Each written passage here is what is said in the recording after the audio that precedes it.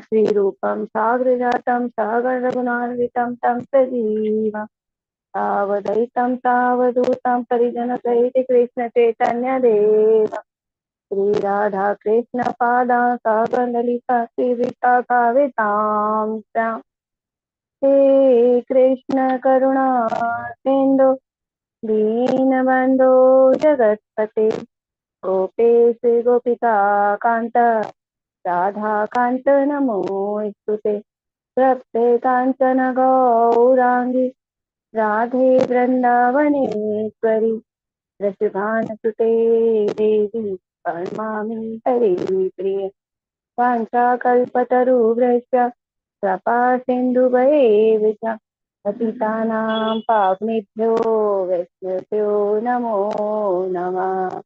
नमः विष्णुपदाय कृष्णपृष्ठाय भूतले श्रीमते भक्तिवेदान्त स्वामी इति नामिने नमस्ते सरस्वती देवी गौरवाणी प्रचारिणे निर्विशेषा शून्यवादी पाश्चात्य तारिणे जय श्री कृष्ण चैतन्य प्रभु नित्यानंद श्री अद्वैत गदाधर श्रीवासादि गौर भक्त वृंद हरे कृष्ण कृष्ण कृष्ण हरे हरे हरे राम राम राम हरे हरे हरे कृष्ण कृष्ण कृष्ण हरे हरे हरे राम राम राम हरे हरे हरे कृष्ण कृष्ण कृष्ण हरे हरे हरे राम राम राम हरे हरे। हरे कृष्ण सभी को। हरे कृष्णा। हरे कृष्ण माता जी, दंडवत प्रणाम। जी माता जी, सभी को दंडवत प्रणाम। सभी भक्तों का हृदय से स्वागत है, अभिनंदन है आज की कक्षा में उपस्थित होने के लिए। आज हम 9वें अध्याय में पहुंच गए हैं, तो आप सभी का आज के अध्याय की कक्षा में आप सभी का बहुत बहुत स्वागत है। और आज 15 दिन हो गए हमको साथ चलते चलते, तो जो भी आज हमारे साथ हैं वो सच्चे भक्त हैं, क्योंकि वो अभी तक हमारे साथ बने हुए हैं, है ना। और वो भगवान ने उनका हाथ पूरी तरह से पकड़ लिया है। वो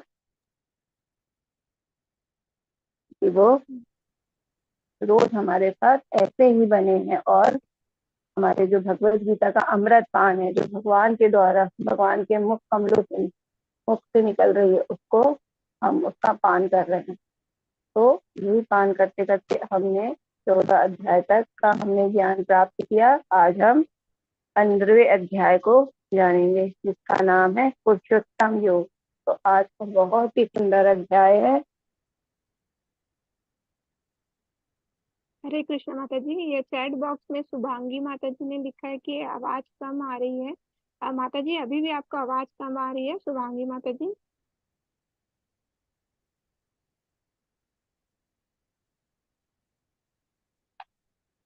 हरे कृष्णा शुभांगी केशरी माता जी। हरे कृष्णा माता जी की। जी जी माता जी, कैसी आवाज आ रही है माता जी अभी आपको? और अभी तो आई नहीं रही है माता जी आवाज। नहीं आ रही है? आपका ऑडियो तो उन्होंने कनेक्ट ना किया हो तो कभी कभी हो जाता है ऑडियो नहीं कनेक्ट नहीं, नहीं। अब अभी आई माता जी, अभी आई आवाज। जी जी जी जी, मेरी पीपीटी भी शेयर नहीं हो रही थी। चलिए वो भी हो अभी गई है, जी माता भगवान की कृपा है तब हम सभी से।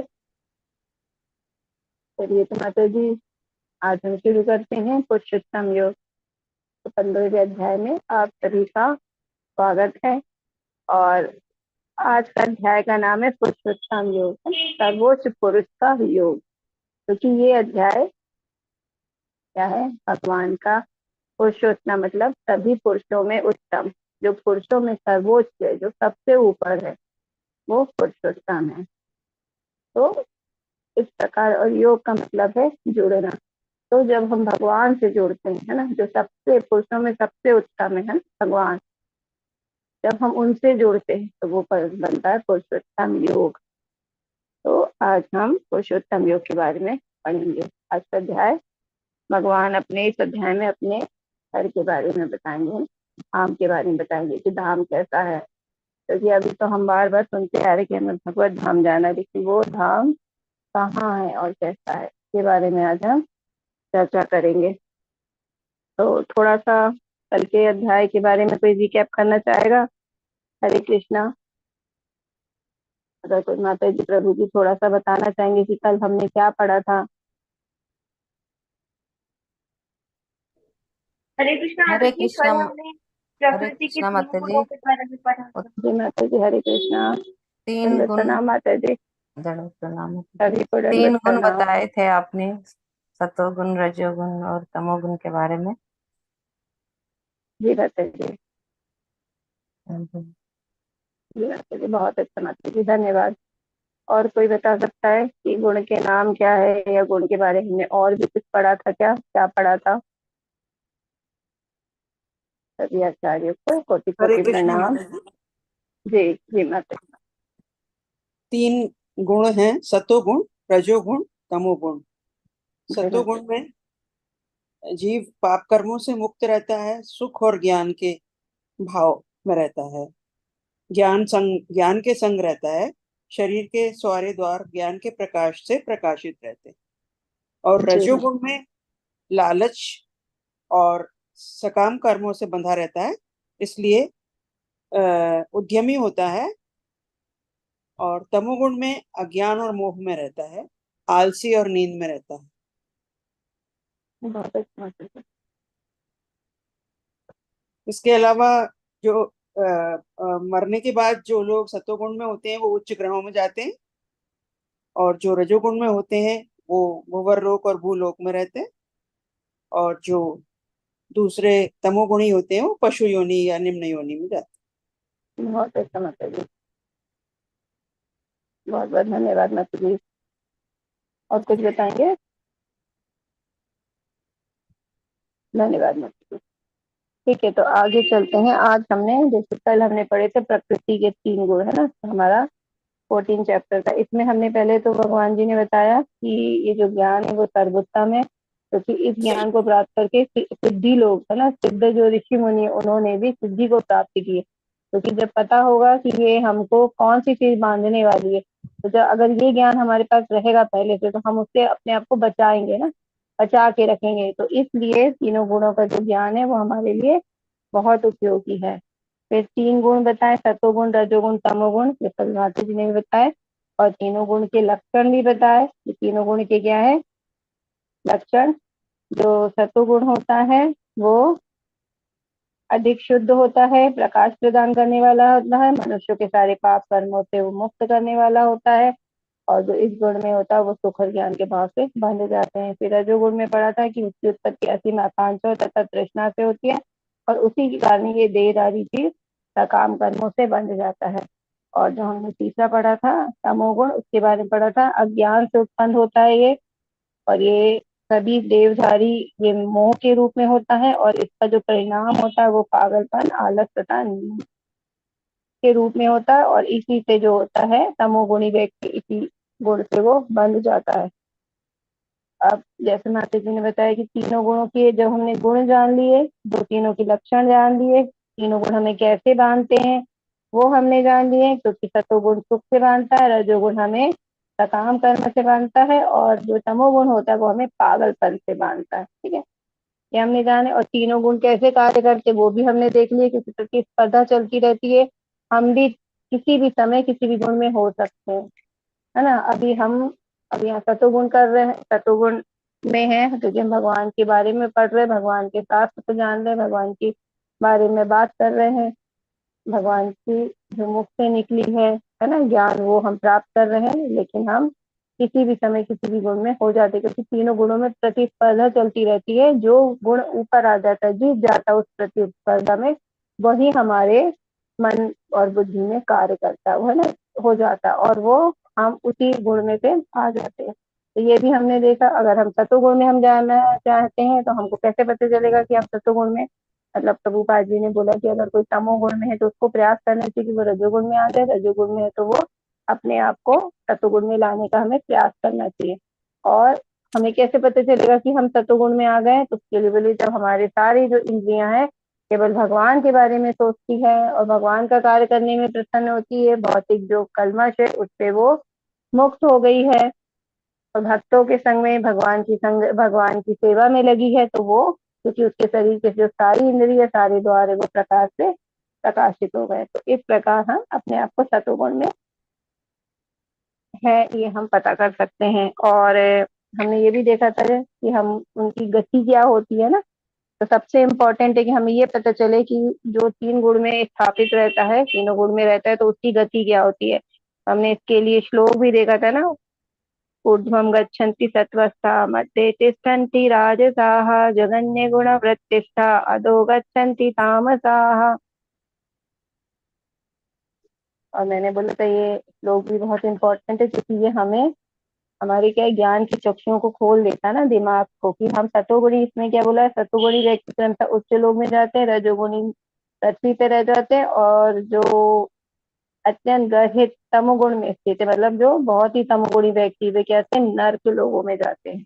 तो हमें ये बात हमेशा याद रखनी चाहिए, इसलिए हमें अपने आप को सतोगुण में स्थापित रखने का प्रयास करना चाहिए। और हम कैसे रख सकते हैं, उस पर भी बात हुई थी कि भगवान ने बताया था कि हम तीनों गुण से ऊपर कैसे उठ सकते हैं। तो वो भी यहाँ पे अर्जुन जी को बताया था भगवान ने कि जब हम भक्ति करेंगे, है ना, यो माम व्यभिचारेण भक्ति योगेन सेवते सा गुणान् संतीत्यैतान् ब्रह्म भूयाय कल्पते। जो समस्त परिस्थितियों में अविचलित भाव से पुनः भक्ति में प्रवृत्त होता है, वह तुरंत ही प्रकृति के तीनों गुणों को लांग जाता है और इस प्रकार ब्रह्म के स्तर तक पहुंच जाता है।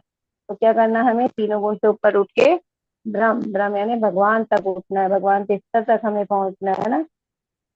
और उसके लिए हमें कुछ गुण भी बताए थे कि हमें हमारे अंदर कैसे गुण होने चाहिए ना, हमें आसक्ति नहीं होना चाहिए, मोह नहीं होना चाहिए, हमें किसी से क्या है, राग द्वेष नहीं रखना है, सबके साथ उदासीन रहना है, मतलब भौतिक दृष्टि में उदासीन रहना है, समभाव रखना है, मान अपमान का भी ध्यान नहीं रखना है, प्रसन्नता बुराई में भी हमें समान रहना है, शत्रु मित्र के साथ व्यवहार समान करना है ना, भौतिक कार्यों का परित्याग करना है, और भगवान की सेवा करना सबसे ज्यादा। ये सब चीजें कैसे हम कर सकते हैं, जब हम अपने आप को भौतिक से हम क्या करेंगे, आसक्त करेंगे ना, मतलब भौतिक स्थिति से हम डिटैच करेंगे, अपने आप अनासक्त करेंगे, और जो हम भगवान की सेवा उसमें हम अपने आप को आसक्त करेंगे, मतलब हमें भगवान से अपनी प्रीति बढ़ानी है, भगवान की सेवा में लगना है। तो हम ये जो भौतिक कलमश है, जिसको हम अगर अपना खुद का प्रयास करें तो ये बहुत मुश्किल से होता है ना, प्रयास भी जरूरी है। अगर हम के वैसे तो हम किसी भी चीज का अभ्यास करेंगे तो हम उस चीज को प्राप्त कर सकते हैं, क्योंकि भगवान ने कहा था ना, अभ्यास ही तू कौन पे, है ना, वैराग्य जगुह्यते। अगर हम अभ्यास करेंगे तो हम इस वैराग्य, जो हमें वैराग्य, संसार से हमें वैरागी बनना है ना, मतलब इसमें रहते हुए भी कैसे रहना, कमल की तरह। ये भी हमने एक अध्याय में जाना था ना, कि हम कमल जैसे दलदल में या पानी में रहता है, लेकिन वो कभी भी पानी, उसके पत्ते क्या, पानी की बूंद उसको से लिप्त नहीं होते, कभी भी वो भीगते नहीं है।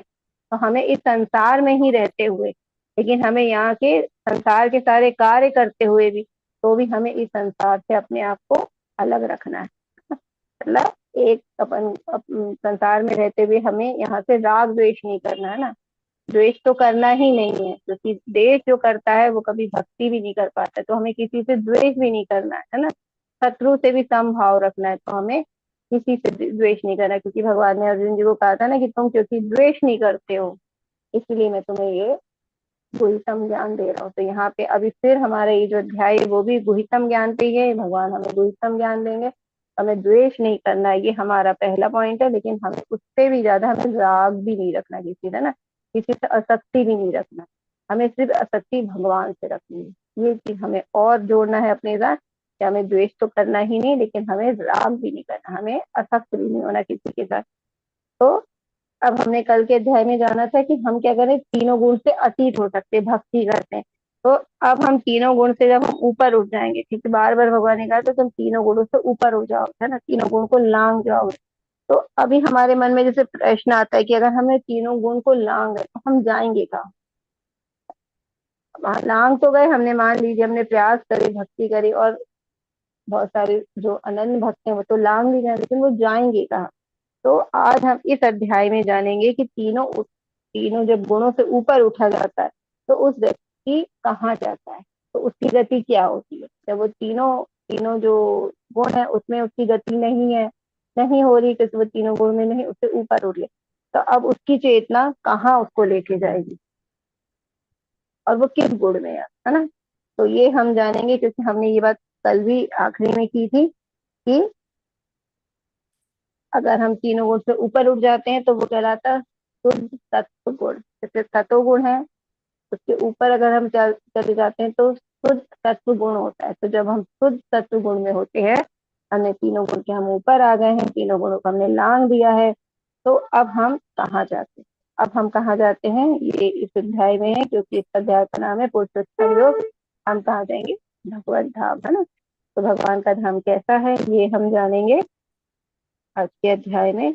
हम आज के अध्याय का पहला श्लोक पढ़ते हैं। श्री भगवान वाच ऊर्ध्वमूलमदशाखम् अश्वत्थं प्राहुरव्ययम् छन्दांसि यस्य पर्णानि यस्तं वेद स वेदवित्। भगवान ने कहा जाता है कि एक शाश्वत वृक्ष है जिसकी जड़ें तो ऊपर की ओर है और शाखाएं नीचे की ओर, तथा पत्तियां वैदिक स्रोत है। जो इस वृक्ष को जानता है वेदों का ज्ञाता है। तो भगवान ने क्या बोला, अब यहाँ पे पहले भगवान एक हमें क्या वृक्ष की वृक्ष के माध्यम से हमें ज्ञान दे रहे हैं। वो वृक्ष कैसा है, अश्वत्थ, है ना, मतलब क्या है, अश्वत्थ का पेड़, है ना। अश्वत्थ का पेड़ क्यों है यहाँ पे, अश्वत्थ मतलब सभी जानते हैं ना, बरगद का पेड़। तो वो अश्वत्थ के पेड़ से भगवान यहाँ तुलना क्यों कर रहे हैं, क्योंकि इस संसार की तुलना कर रहे हैं ना। तो वो तुलना क्यों कर रहे हैं भगवान, क्योंकि अश्वत्थ का पेड़ बहुत घना होता है ना। हम देखते हैं कि वो बहुत ऊपर तक जाता है, फिर ऊपर से भी जटाएं नीचे आती है, और हर जटाएं जहां धरती के अंदर जाती है वहीं से एक नया पेड़ निकल जाता है। इस प्रकार वो बहुत घना घना घना बहुत घना हो जाता है। तो इसलिए अब यहाँ पे भगवान हमको एक पेड़ की बात कर रहे हैं कि वो कैसा पेड़ है, जो अश्वत्थ का पेड़ है और जो वो उल्टा है, ठीक है। तो ऐसा पेड़ किसी ने देखा है जो उल्टा है और जिसकी जड़ें ऊपर है और जिसकी पत्तियां नीचे हैं, बताइए किसी ने ऐसा पेड़ देखा है इस संसार में। भगवान ऐसे पेड़ की बात कर रहे हैं जिसकी पत्तियां नीचे है, शाखाएं नीचे हैं और जड़ ऊपर है। जबकि हम नॉर्मल संसार में कैसा पेड़ देखते हैं, जिसकी क्या जड़ें नीचे हैं, फिर उसकी शाखाएं हैं, फिर उसकी पत्तियां हैं, फिर उसके फल है ना। तो भगवान एक ऐसे पेड़ की बात कर रहे हैं, लिखा है ना, जिसकी जड़ें तो ऊपर की ओर है और शाखाएं नीचे की ओर, तथा पत्तियां वैदिक स्रोत है।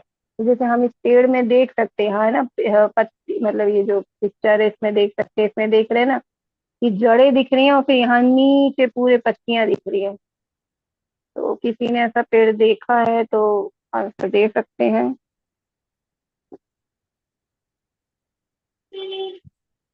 चलिए ठीक है, मैं ही बताती हूँ कि देखिए ऐसा पेड़ हमने इस संसार में तो नहीं देखा ना, लेकिन हमने कब देखा है, जब हम किसी तालाब के किनारे जाते हैं, किसी नदी के किनारे जाते हैं, तो वहां के जो किनारे, जल के किनारे जो पेड़ लगे होते हैं ना, उसकी परछाई जब हम पानी में देखते हैं तो हमें ऐसी दिखती है ना कि जड़ ऊपर है और पत्तियां नीचे है।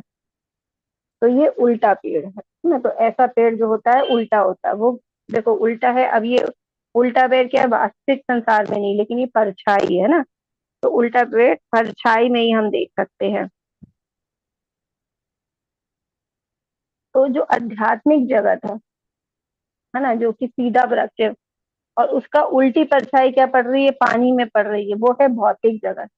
तो जो हमारा भौतिक जगत है ना, वो परछाई है। किसकी परछाई है? आध्यात्मिक जगत की परछाई है। क्योंकि जो आध्यात्मिक जगत में जो कुछ भी है उसका ठीक उल्टा हमारे इस संसार में है। तो इसलिए यहाँ भगवान अब उल्टे वृक्ष की, जो कि बहुत ही क्या है, बहुत सॉरी, अश्वत्थ का पेड़ है, जो उसकी हमें तुलना देके भगवान यहाँ पे समझा रहे हैं कि मान लो अगर एक जो परछाई है उसमें हमें बहुत सारे फल दिख रहे हैं उस पेड़ में, तो अगर हम खाने की इच्छा करेंगे तो हम खा पाएंगे क्या? हम कितना भी कोशिश करेंगे उस पेड़ से लेने के लिए, लेकिन उस पेड़ से हमें कुछ भी नहीं मिलेगा, है ना, क्योंकि वो परछाई है और परछाई तो रियल होती ही नहीं है, उससे हमें कुछ भी प्राप्त नहीं होगा। इसीलिए जो भौतिक संसार है वो क्या है कि आध्यात्मिक जगत की परछाई है।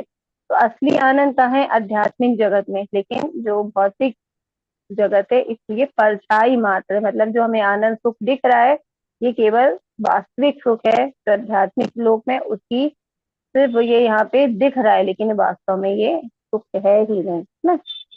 ये दिखावा है, छलावा कह सकते हैं, जो हमें दिखते तो है, जो हम देखते हैं ना। इसीलिए आज के संसार में कोई भी सुखी नहीं है। किसी से भी पूछेंगे कुछ ना कुछ समस्या उसके जीवन में चल रही है, क्योंकि सुख वास्तव में है ही नहीं, है ना। और हमने देखा था भगवान ने खुद ही कहा था, ये क्या है? अशाश्वत दुखालय, है ना, दुखालय अशाश्वतम। तो ये दुखालय है, यहाँ पे सब दुखों से घिरे हुए हैं, और ये जो संसार है वो भी क्या है? दुखों का घर है, और ये शाश्वत नहीं है ना। तो अगर ये पेड़, अगर हमें ये परछाई दिख रही, तो अब असली पेड़ अगर हम जानना चाहेंगे तो असली पेड़ कहाँ है? असली पेड़ है ये गोलोक धाम में, है ना, भगवान के आध्यात्मिक लोक में है।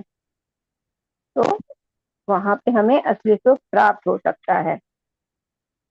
क्योंकि कभी क्या होता है, अगर हम यहाँ नकली वृक्ष की बात कर रहे हैं, जो नकली परछाई की बात कर रहे हैं, तो कहीं ना कहीं असली चीज तो होगी ना, क्योंकि कोई भी नकली चीज होती है तो उससे असली तो होता ही होता है ना। जैसे उदाहरण में देखेंगे कि जैसे नकली नोट हम देखते हैं मार्केट में, तो असली है इसलिए तो नकली है ना, क्योंकि पहले असली चीज आती है, फिर उसकी क्योंकि बहुत इंपॉर्टेंट होती है वो, तो उसी को देख के उसको नकली, उसका रूप बना दिया जाता है। तो इसी प्रकार कि जो आध्यात्मिक लोग है वो है असली, और ये जो हमारा जो बहुत संसार है ये क्या है? ये नकली है, ये है ना। ये शाश्वत भी नहीं है क्योंकि ये, और ये क्या है? सुख, सुख भी हमें नहीं देता है।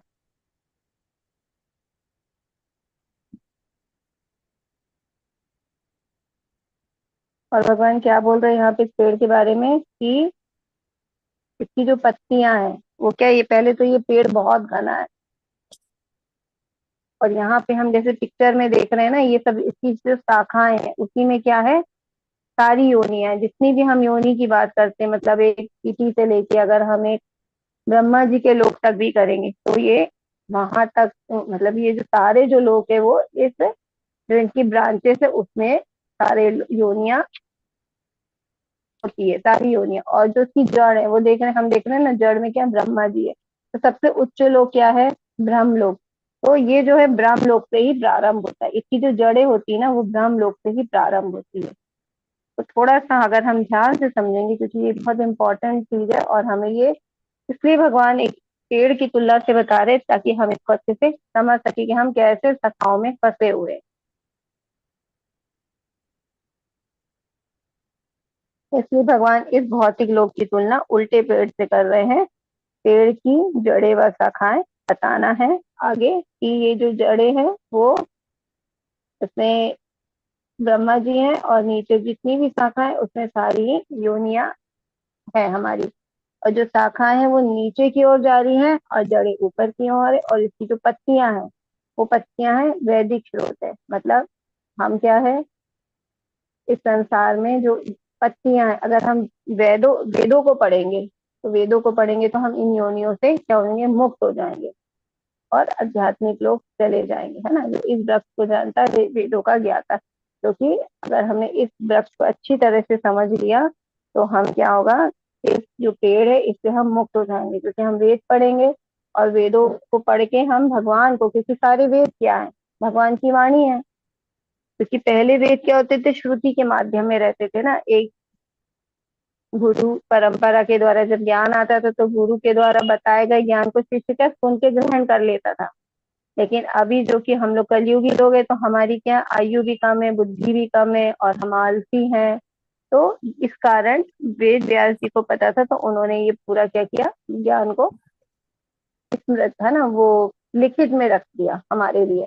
तो जो सारे वेद है ये सब भगवान की ही वाणी है, जो पहले लोग सुन के ग्रहण कर लेते थे लेकिन हमारी बुद्धि नहीं है कलयुग में, तो इसलिए हम लोग अब लिखित बद में पढ़ रहे हैं। तो ये सब वेद व्यास द्वारा दिया गया और वेद व्यास जी भी भगवान का एक सत्तावेश अवतार है, क्योंकि इतना बड़े वेदों को लिखना, इतने अच्छे से उसका विस्तार से हमें बताना, और क्योंकि उनको तो उनके गुरु जी ने क्या हुआ था श्रुति के द्वारा दिया था, लेकिन नारद जी ने, सॉरी उनके गुरु नारद जी थे, उन्होंने तो सत्य श्रुति के माध्यम से व्यास देव जी को सारे वेद दिए थे। क्योंकि ये भगवान श्री कृष्ण से हमने देखा था ना, गुरु परंपरा में आए कृष्ण जी ने ही ब्रह्मा जी को दिया, ब्रह्मा जी ने नारद जी को दिया, अब नारद जी वेद व्यास जी को दिए और वेद व्यास जी ने इसको पूरा लिपिबद्ध किया है, लिपिबद्ध कर दिया ताकि हम इसको पढ़ सके। तो यहाँ जो भी है ये पत्तियां है वो वैदिक वैदिक स्रोत है, और अगर हमने इनको पढ़ लिया, इनको समझ लिया तो हम अपने आप को मुक्त कर पाएंगे। तो हम वेदों के ज्ञाता है, क्योंकि वेद पढ़ने से ही हम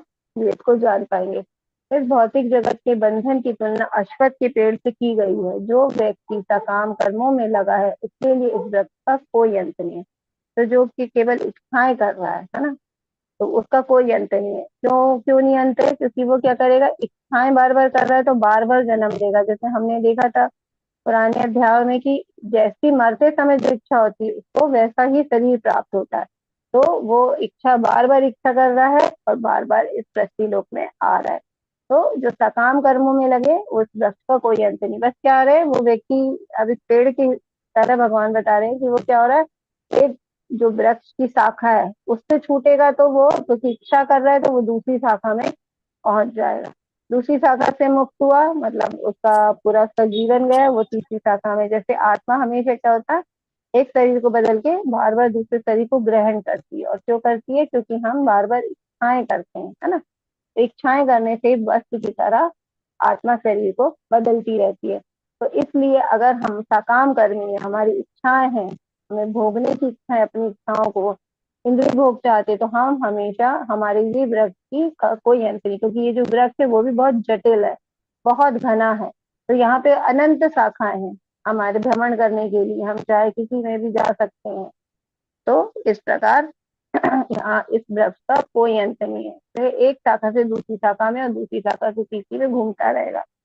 इस जगत रूपी वृक्ष का कोई अंत नहीं है, और जो इस वृक्ष में आसक्त है उनकी मृत्यु की कोई संभावना नहीं है। वैदिक स्रोत जो आत्मोन्नति के लिए है वे ही इस वृक्ष के पत्ते हैं। तो अगर कोई व्यक्ति अपनी आत्मोन्नति करना चाहता है, वो आत्मा के बारे में जान गया है, थोड़ा भी वो समझ गया है कि जो हमें भगवान की भक्ति करने से हम अपनी आत्मा को क्या कर सकते हैं, भगवत धाम ले जा सकते हैं, अपनी आत्मा को जन्म मृत्यु के चक्कर से हम छुड़ा सकते हैं। तो उसको जब पता चल गया तो वो क्या करेगा, भगवान की तरफ जाएगा और भगवान की जो वाणी है वो पढ़ेगा, सुनेगा ना, तो वेद को पढ़ेगा। ठीक है, तो आत्मोन्नति के लिए वे इस वृक्ष के पत्ते हैं। तो हमने जाना जो वैदिक स्रोत है वो वृक्ष के पत्ते हैं। इस वृक्ष की जड़ ऊपर की ओर बढ़ती है क्योंकि वे इस ब्रह्मांड के सर्वोच्च लोक से प्रारंभ होती है। तो जो इस ब्रह्मांड का हमने कल भी जब गोलोक चार्ट देखा था उसका छोटा भाग है ना, नीचे का बस हिस्सा देखा होगा आप लोग की ग्रुप में शेयर हुआ था। तो देखो जो हम कल जो जिसकी चर्चा कर रहे थे वो भौतिक लोक की चर्चा कर रहे थे ना, वो है ना। तो उस ब्रह्मांड में सबसे उच्च क्या था, ब्रह्मा जी का लोक था। और ब्रह्मा जी के लोक तक हमने जो भी 14 लोक पढ़े थे, ब्रह्मा जी के पूरे लोक तक जन्म मृत्यु लगी रहती है ना।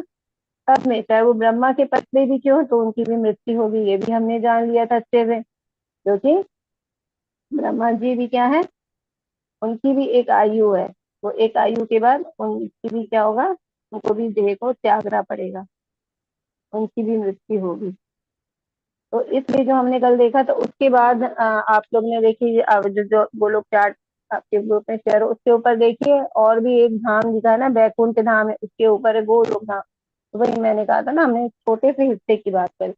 तो जो हिस्से की हमने बात की थी वो थी भौतिक लोक की, हमने सिर्फ बात कर रहे थे। तो वहां तक क्या है, सारे लोग का हम उसमें से 14 में से किसी भी लोक में रहे, हमारा जन्म मरण का जो चक्कर है वो कभी रुक नहीं सकता है। ये हमने 8वें अध्याय में भी देखा क्या था, अब्रह्मा भुवना लोका पुनरावर्तिन अर्जनो मामोपैति कौन्तेय पुनर्जन्म न विद्यते। इस जगत के सर्वोच्च लोक से लेकर निम्न तक सारे लोग दुखों के घर है। जो ब्रह्म लोक से लेकर हमने नीचे पाताल लोक तक पढ़े थे, ये सारे क्या है, सर्वोच्च लोक पूरे और निम्नता लोक सारे मिला के क्या दुखों के घर है, जहाँ जन्म तथा मरण का चक्कर लगा रहता है। किंतु हे कुंती पुत्र, जो मेरे धाम को प्राप्त कर लेता वे फिर जन्म नहीं लेता है। तो यहाँ पे जो भी हमने अभी 14 लोक की बात की, उसमें जन्म मरण का चक्कर लगा रहता है। तो कह रहे कि ब्रह्मांड का जो सर्वोच्च लोक है, मतलब इस ब्रह्मांड का जो सर्वोच्च लोक है वो ब्रह्मा जी का लोक है। सत्य लोक बोला जाता है उसको, ब्रह्म लोक भी बोला जाता है, जहाँ पर ब्रह्मा जी स्थित है। यदि कोई इस मोह रूपी अविनाशी वृक्ष को समझ लेता है तो वह इससे बाहर निकल जाता है। तो ये हमें अच्छे से समझ में आ गया कल के अध्याय से और आज के अध्याय से कि जो 14 लोक है, हम किसी भी लोक में रहेंगे हमारा जन्म मृत्यु होता रहेगा। ठीक है, देवलोक में भी जाएंगे, हम पुण्य करेंगे, देवलोक में भी जाएंगे, फिर वहां भी हमारे जो पुण्य उसको हम भोग के क्या करेंगे, धरती पे आ जाएंगे और फिर हमारा जन्म हो जाएगा और फिर हम नए जीवन के जीने के लिए हम बाध्य कर दिए जाएंगे। और हम जैसे धरती में आएंगे हम प्रकृति के तीनों गुणों से फिर वापस बंध जाएंगे।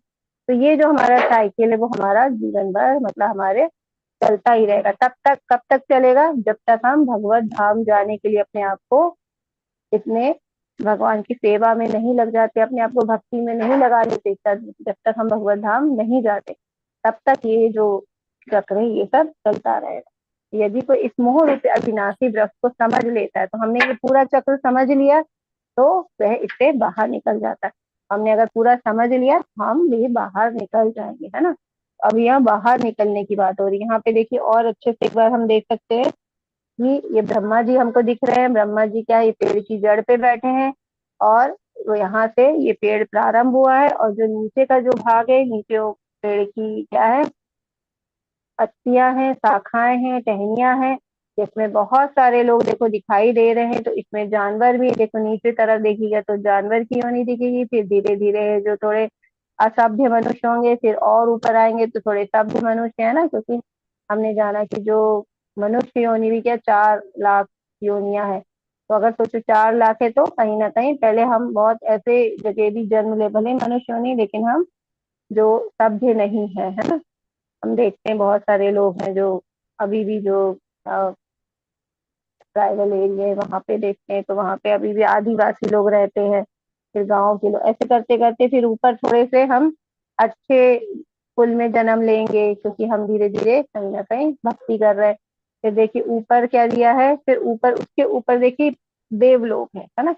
देवताओं के कुल में जन्म ले सकते हैं हम अगर ज्यादा पुण्य करेंगे तो, और हम ब्रह्मा जी भी बन सकते हैं अगर अच्छे। तो ये जो सारे जो है वो सारे जन्म मृत्यु हमको इसी तरह हम जन्म मृत्यु को पार करते रहेंगे, हर बार जन्म मृत्यु होती रहेगी हमारी। और उसके ऊपर क्या है, और हम ये सब इस चक्र में क्यों फंसे हैं, क्योंकि हमारी इच्छाएं हैं, है ना, मालिक का डिजायर। तो इच्छाएं के कारण हम ये पूरे जो अश्वत्थ का जो इतना घना पेड़ है, इतनी सारी उसकी ब्रांचेस, उसके अंदर हम ऐसे ही फंसे रहते हैं। और उसके ऊपर क्या है, अगर इस पूरे वृक्ष से हमें पार करना है तो हम कह रहे हैं ना उसके ऊपर उठ जाएंगे। तो ऊपर उठ के कहाँ जाएंगे, तो ऊपर बहुत सुंदर भगवान जी कृष्ण राधा जी दिख रहे हैं ना, और वो कहाँ पे, अपने धाम में है, उनका धाम है, बहुत सुंदर उनका धाम है। के बारे में भी अभी हम आगे और चर्चा करेंगे। तो फिर हम यहाँ से जब छूटेंगे तो हम सीधे भगवत धाम जाएंगे। तो बहुत ही सुंदर धाम है भगवान का, है ना। अब इस पेड़ में देखिए जो पीले फल भी दिख रहे हैं और लाल फल भी दिख रहे हैं। तो जो पीले सॉरी हरे फल दिख रहे हैं, तो जो हरे फल है वो क्या है, खट्टे फल है। खट्टे फल मतलब पाप कर्म है हमारे, जो कोई पाप कर्म करता है तो वो खट्टे फल, मतलब जब उसको दुख मिलता है तो वो हमें जैसे खट्टे लगते हैं फल ना। तो क्योंकि मीठे फल सभी को पसंद है, तो खट्टे फल हमारे पाप कर्म हमारे खट्टे फल के रूप में हमारे जीवन में आते हैं, और जो मीठे फल है वो हमारे पुण्य कर्म के रूप में आते हैं।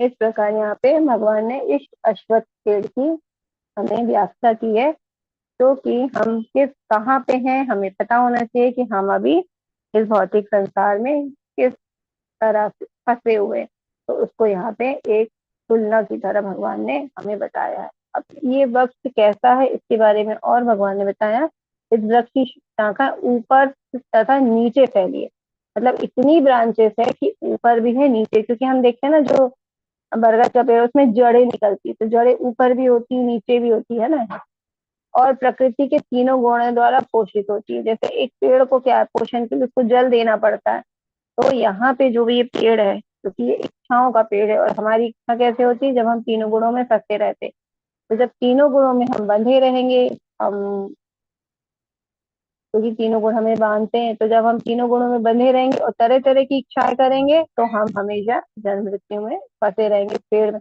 तो जो उनका पोषण है, इस पेड़ का पोषण है, क्योंकि हम इस पेड़ से निकलने का प्रयास करेंगे तो क्या, पहले हमको अपने आप को तीनों गुणों से ऊपर करना पड़ेगा ना।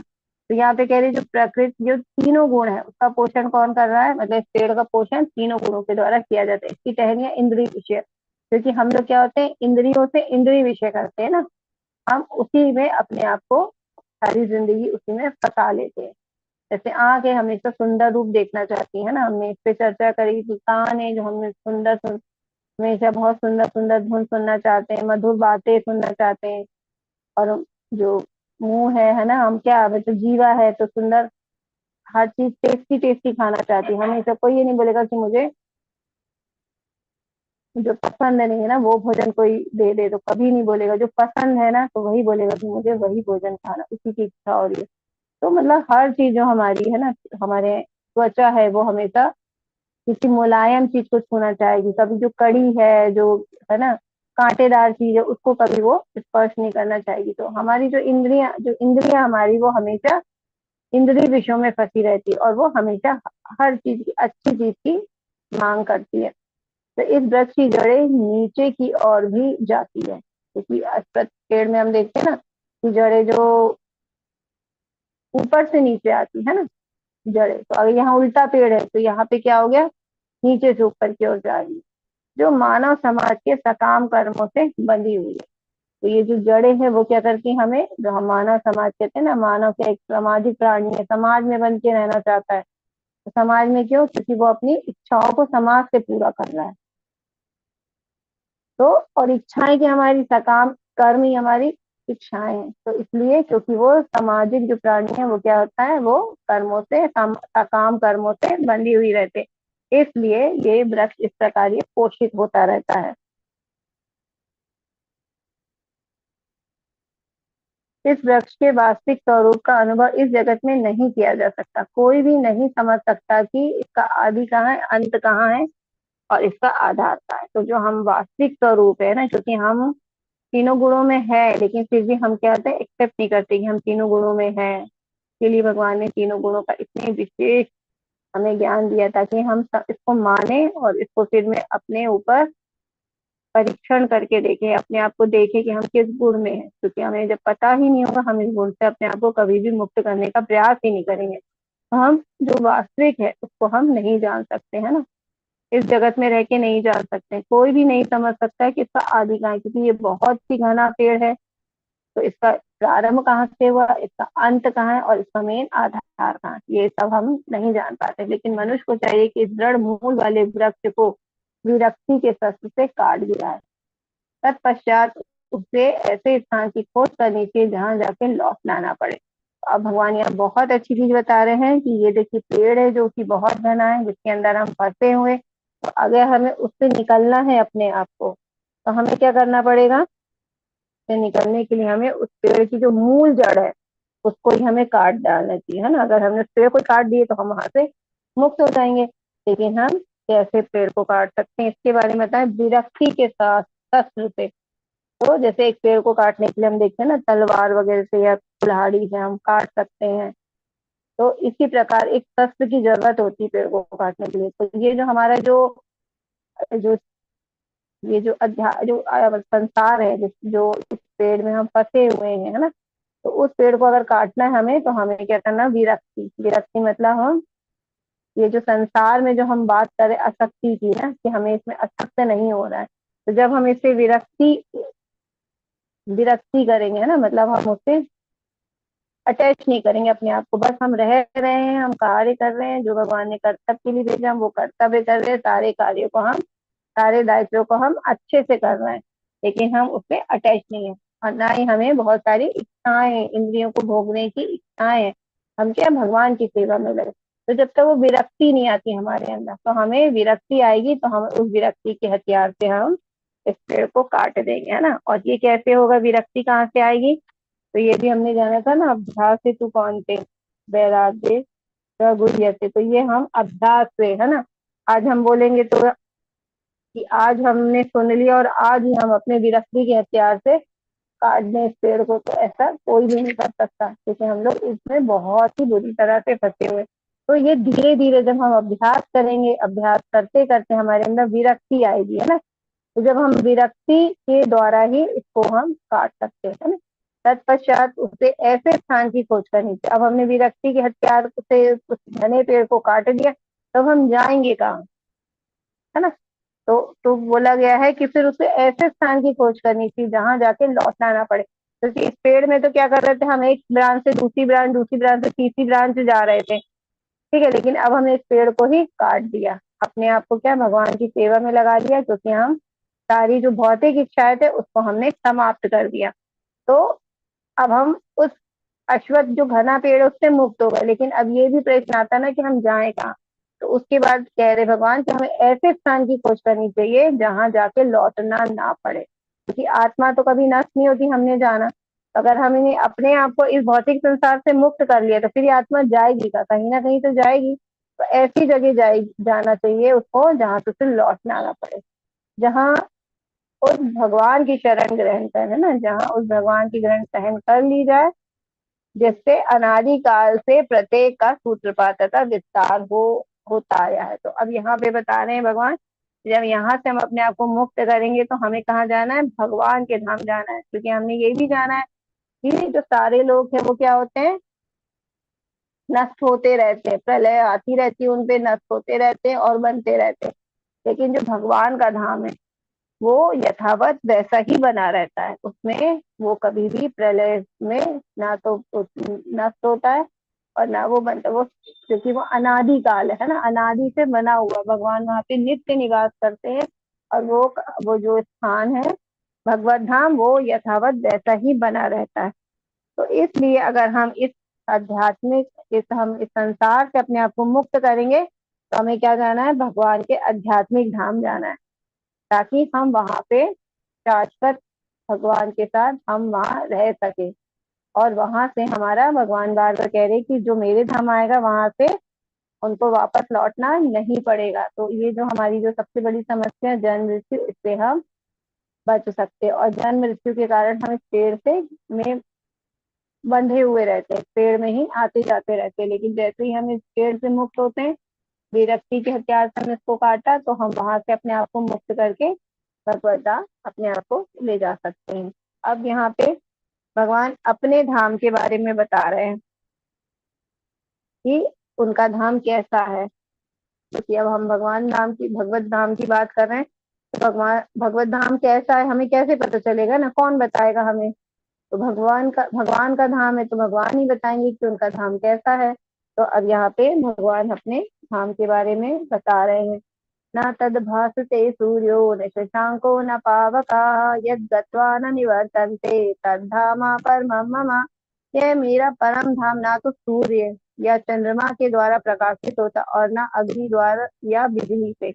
जो लोग वहां पहुंच जाते हैं वे इस भौतिक जगत में से लौटकर नहीं आते। तो हमारे जो संसार है इसमें सूर्य और चंद्रमा की हमको आवश्यकता पड़ती है इसको प्रकाशित करने के लिए, है ना। तो लेकिन भगवान का धाम क्या है, भगवान के धाम में ना सूर्य की आवश्यकता है, ना चंद्रमा की आवश्यकता है, ना किसी प्रकार की अग्नि की, ना बिजली की, है ना। जैसे अभी यहाँ सूर्य नहीं तो हम लोग सब बिजली की आवश्यकता पड़ती है हमें कुछ भी देखना हो तो। लेकिन भगवान को किसी चीज की आवश्यकता नहीं। क्यों? क्योंकि भगवान के जो शरीर से जो तेज निकल रहा है ना, ब्रह्म ज्योति की जो हम बार बार बात करें ना, ब्रह्म ज्योति, परमात्मा और भगवान, ये तीन फॉर्म भगवान के जो, तो ब्रह्म ज्योति भगवान के शरीर से अंग का क्रांति, उनके शरीर से इतना तेज निकल रहा है, तो उससे उनका पूरा लोक प्रकाशित है।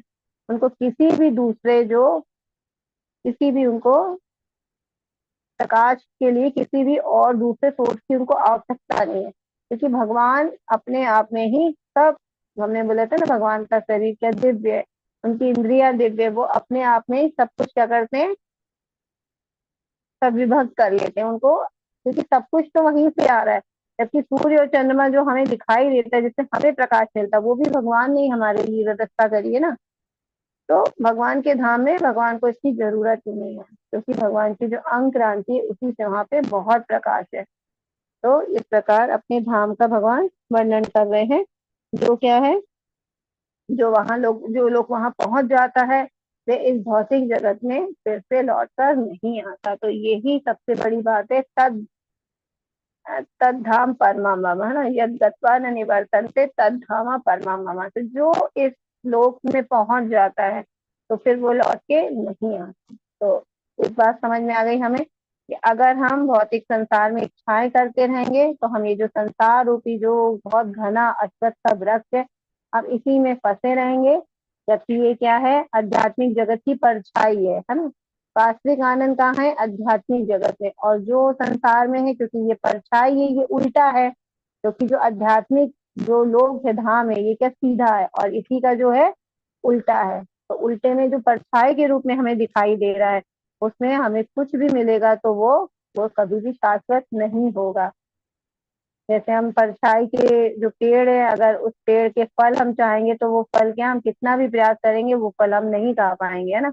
तो इस प्रकार अगर हम संसार में, भौतिक संसार में जो उल्टा पेड़ है, उसमें हम कितने भी सुख की खोज करेंगे, कितनी भी शांति की खोज करेंगे, तो हमें सुख और शांति कभी भी नहीं मिलेगी। ये सिर्फ हमें मिलेगी आध्यात्मिक लोक में, जब हम भगवान के बहुत सुंदर धाम है। यहाँ देखिए कितना सुंदर गोलोक धाम दिख रहा है ना, कि भगवान राधा कृष्ण जी पूरा कमल है ना, गोलोक धाम बोलते हैं यहाँ पे, पूरा कमल लोटस है, और उसके बीच में राधा जी और कृष्ण जी है ना, जो अपनी नित्य लीलाएं कर रहे हैं, और जो राधा जी की सखियां हैं वो उनकी सेवा में लगी रहती है। और देख रहे जो और भी जो हमको दिख रहे हैं, जो वो अनंत कोटि ब्रह्मांड है ना, जो छोटे छोटे समय पीले कलर के जो गोले दिख रहे हैं, वो अनंत कोटि ब्रह्मांड है। तो यहाँ पे जो नीचे दिख रहे हैं विष्णु जी, तो विष्णु जी जब सांस लेते हैं तो सारे अनंत कोटि ब्रह्मांड निकलते हैं। तो उसी में एक हमारा ये भी ब्रह्मांड है जो पृथ्वी लोक है, जिसमें हम रहते हैं, ये भी इसी प्रकार का। और वो सब क्या है, अस्थायी है, क्योंकि जब भगवान सांस छोड़ते हैं तो ये सारे लोग निकलते हैं, और जब वो सांस अपनी अंदर करते हैं तो ये सारे लोग उनमें समा जाते हैं। लेकिन जो गोलोक धाम है ना, वो कभी भी, उसको कुछ नहीं होता, वो हमेशा यथावत रहता है। ठीक है ना। और हम यहाँ भी देख रहे हैं इतना सुंदर जो चित्र है, इसमें चांद सूरज की आवश्यकता नहीं है, जो कुछ है भगवान की रोशनी से प्रकाशित हो रहा है, और भगवान यहाँ पे अपनी लीला कर रहे हैं। इस प्रकार भगवान का धाम है। और अगर हम ब्रह्म संहिता में जाएंगे तो ब्रह्म संहिता में भगवान के धाम का बहुत सुंदर वर्णन किया है ना। चिंतामणि प्रकर सद्म सुकल्प वृक्ष लक्षव्रतेषु सुरधीरभीप लयन्तम् लक्ष्मी सहस्र शत संभ्रम सेव्यमानम् गोविंदमादिपुरुषं तमहं भजामि। तो उसमें ब्रह्मा जी ने, है ना, जो ब्रह्मा जी ने मतलब जो भगवान का नाम है उसका वर्णन किया है। तो उन्होंने क्या बोला, भगवान का नाम चिंतामणि मतलब भगवान के नाम में चिंतामणि पत्थर है ना। जो चिंतामणि पत्थर है, जैसे हमारे यहाँ तो पत्थर को हम कोई धातु में नहीं बदल सकते, लेकिन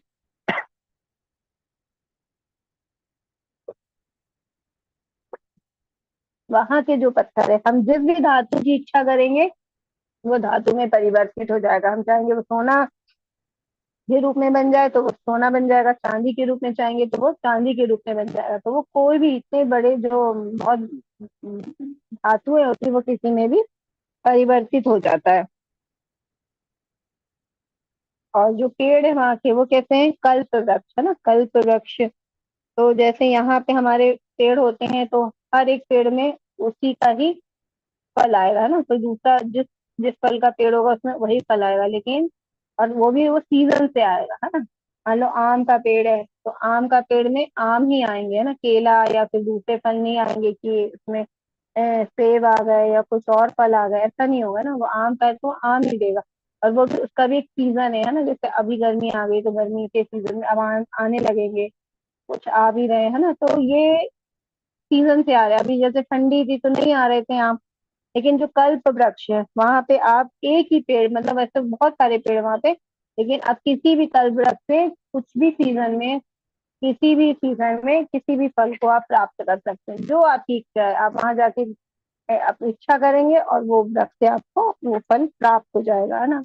वहाँ की गाय कैसी है, वहाँ की क्या है, गाय अनंत दूध देती है। जैसे यहाँ पे अपनी गाय में एक लिमिट होती है कि वो इतना दूध देती है, लेकिन वो अनंत दूध देती है। वहां पे कोई सीमा नहीं है दूध देने की वो, और वहां पे ऐसी लाखों सुरभि गाय है। कहाँ पे हम बात कर रहे हैं, ये सब भगवान के धाम की है ना, परम धाम की बात कर रहे हैं, जो कि भगवान का गोलोक धाम है। और यहाँ पे क्या है, हजारों लक्ष्मी भगवान की सेवा कर रही है ना। लक्ष्मी सहस्र संभ्रम सेव्यमानम, तो सब जो लक्ष्मियां हैं वो सब भगवान की सेवा कर रही है, और हम क्या है, लक्ष्मी के पीछे भागते हैं ना, लेकिन वहां पे तो भगवान की सेवा में लगी लक्ष्मी।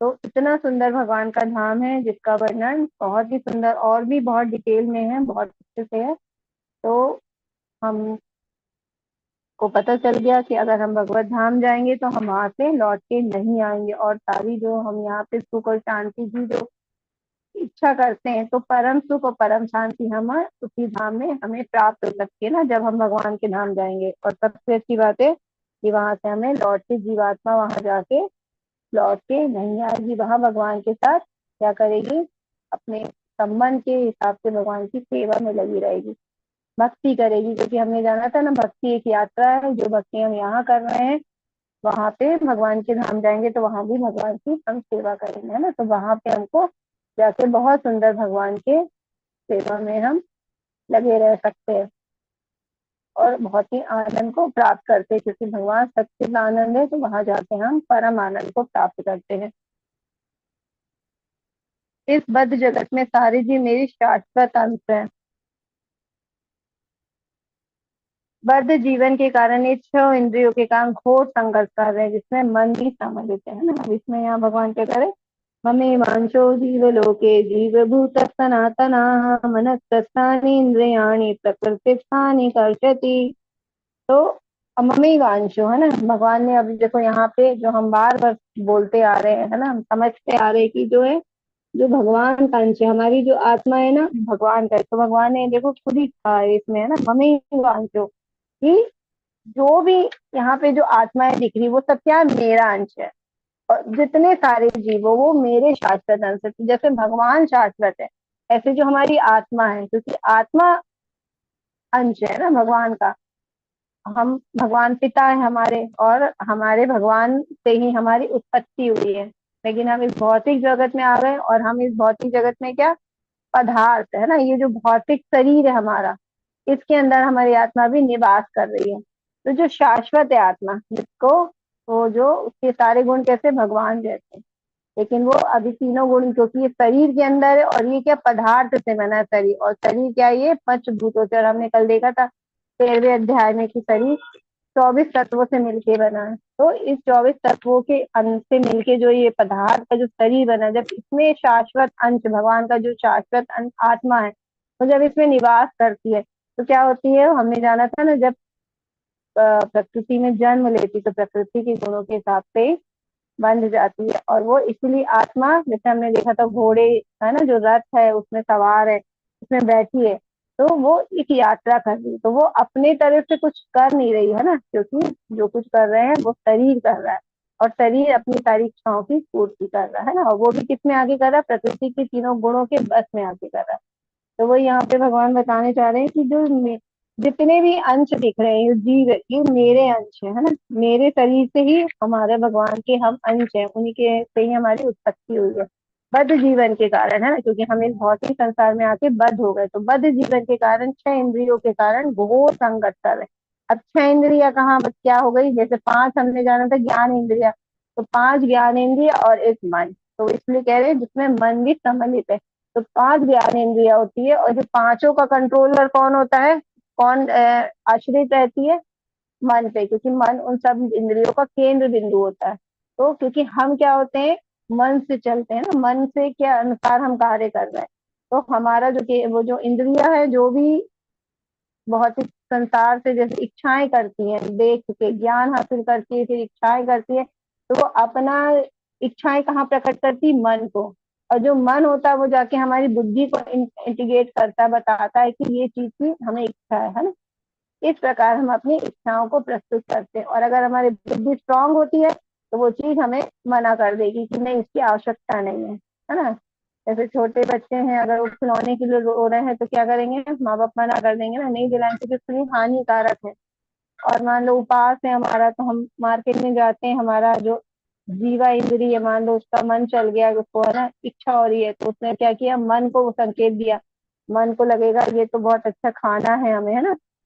पहले कहा, जो नासिका हमारी, उस इंद्री ने हमें खुशबू आई, और हमें आंखों ने देखा और नाक से खुशबू आई, तो दोनों ने इंद्री ने संकेत किया मन को कि ये चीज की इच्छा है ना। फिर मन जाके बुद्धि से बोलेगा, और अगर उपास है तो बुद्धि मना कर देगी कि नहीं, ये चीज की आज उपवास है। और वो हमारा मन, अगर बुद्धि स्ट्रांग रही तो हम उसकी बात को मान लेंगे, क्योंकि वो लगाम, मन क्या है, लगान है, और जो सारथी कौन है, बुद्धि है। बुद्धि के अगर जो लगान है वो सारथी के हाथ में रहता है, तो वो जैसे घोड़े को खींचता है, इंद्रिय हमारी घोड़े है ना, तो अगर वो लगाम को खींच के घोड़ों को नियंत्रित कर देता तो ठीक है।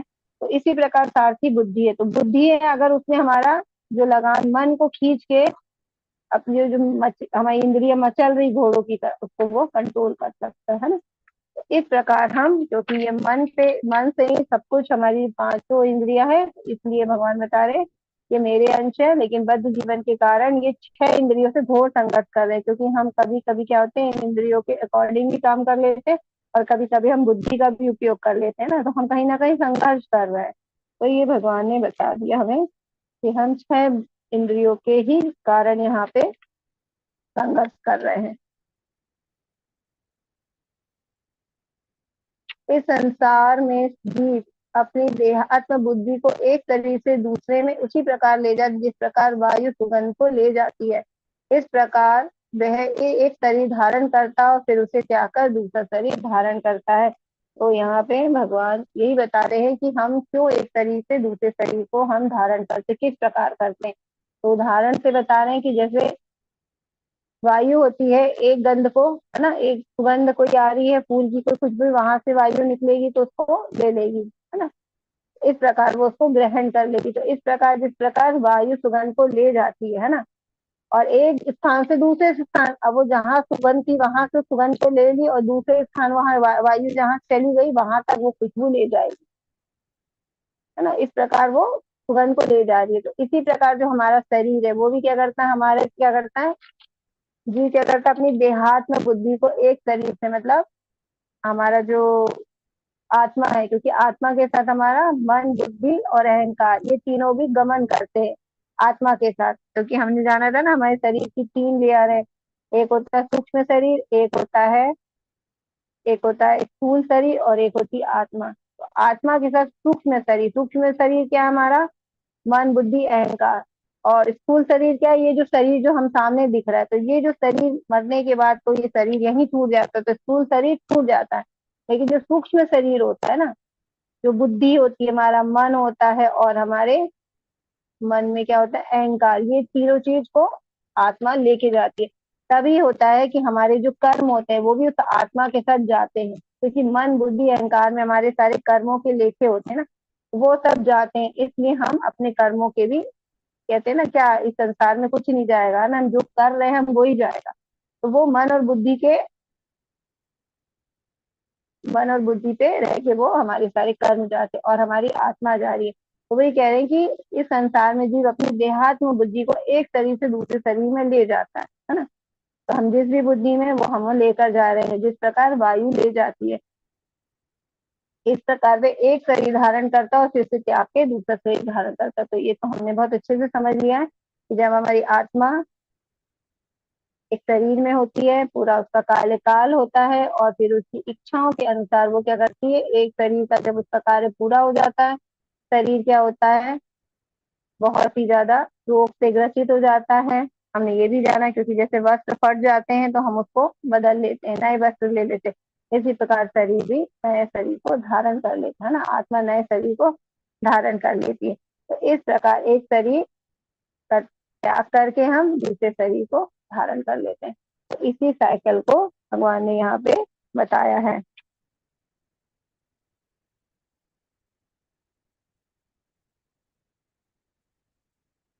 तो मेन क्या है, इच्छा है ना, इच्छा के कारण हम क्या कर रहे हैं, एक शरीर से दूसरे शरीर में हम गमन कर रहे हैं बार बार।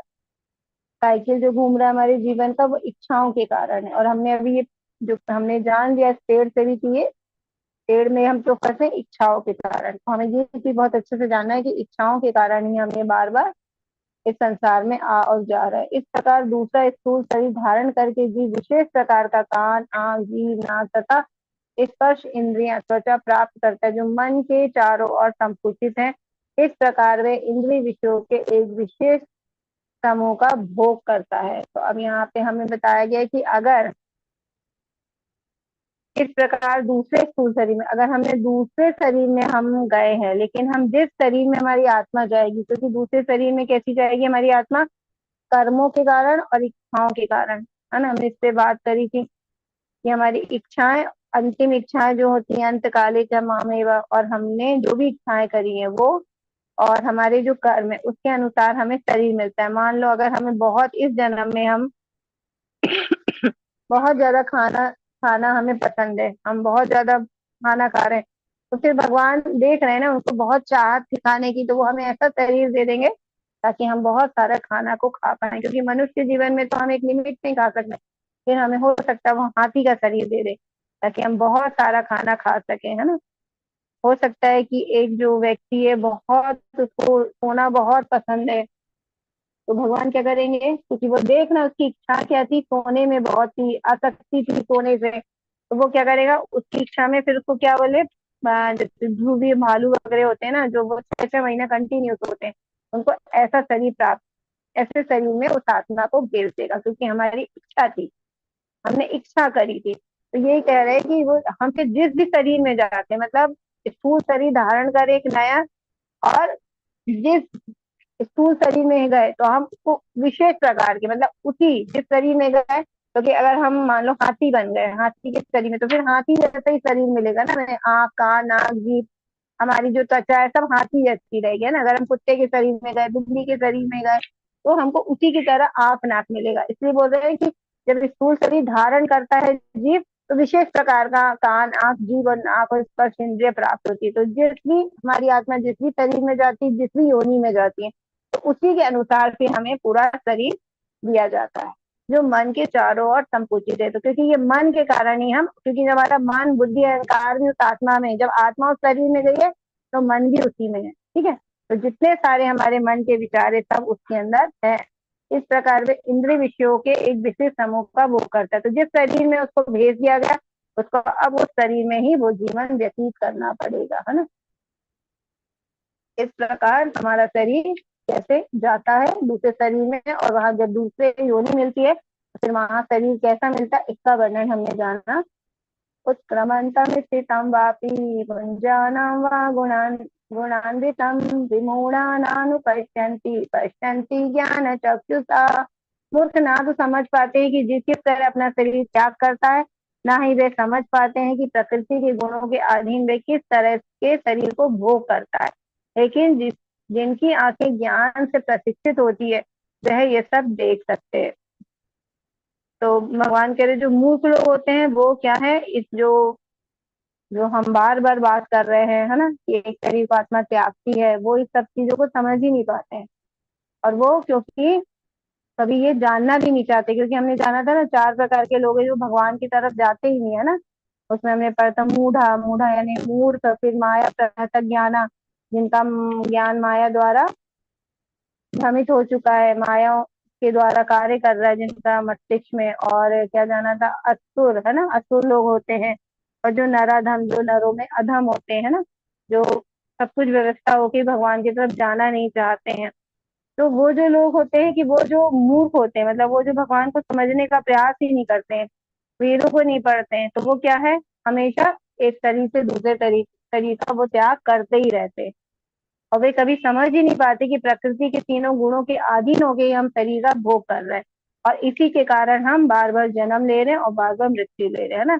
लेकिन जिनकी आंखें ज्ञान से प्रशिक्षित, तो मतलब जो थोड़े बुद्धिमान है, जिन्होंने भगवान की शरण ग्रहण करी है, गुरु महाराज जी की शरण ग्रहण करी है, और जो वेदों को जान पा रहे हैं, जो वेदों को पढ़ते हैं, स्वाध्याय कर रहे हैं, और जो ये भगवत गीता भी पढ़ रहे हैं, सारे जो आप लोगों सबके यहाँ भी बुद्धिमान है ना, क्योंकि हम भगवत गीता को जानने का प्रयास कर रहे हैं, और अपने अपने आप की जो हमारी आत्मा है उसको हम इस भौतिक संसार में जो अभी तक तीन गुणों में बंधी हुई थी उससे हम अपने आप को मुक्त करने के लिए प्रयास कर रहे हैं। तभी हम भगवान का यहाँ बैठ के ज्ञान ले रहे हैं, ताकि हम अपने आप को, हमारी जो आत्मा है उसको हम तीनों गुणों से मुक्त कर सकें और हम भगवत भक्ति कर सकें, और जो अब आगे हमारी आत्मा है वो हमारे जन्म मृत्यु के चक्र में ना फंसे, है ना, कि अश्वत्थ पेड़ में ही, शाखाओं में ही ना फंसी रहे, ये भगवत धाम जा सके, हम इस प्रयास में लगे हैं। तो इसलिए भगवान कह रहे जिनकी आंखें ज्ञान से प्रशिक्षित है, तो ये सब कैसे होगा, ज्ञान से ही होगा, है ना।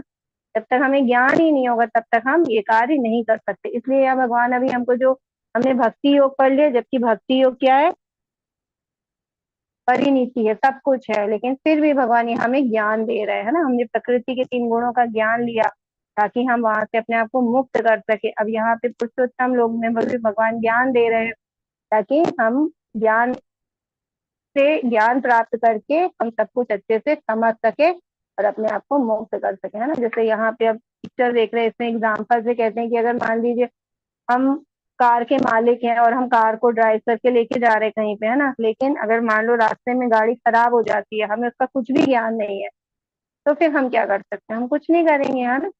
हम क्या करेंगे, एक मैकेनिक को ढूंढेंगे जो इस गाड़ी का जानकार होगा, जो इस गाड़ी को सुधार सकता है। तो मैकेनिक क्या करेगा, मैकेनिक को ज्ञान है सब कुछ गाड़ी का, तो वो देखते ही बता देगा कि क्या खराबी आई है।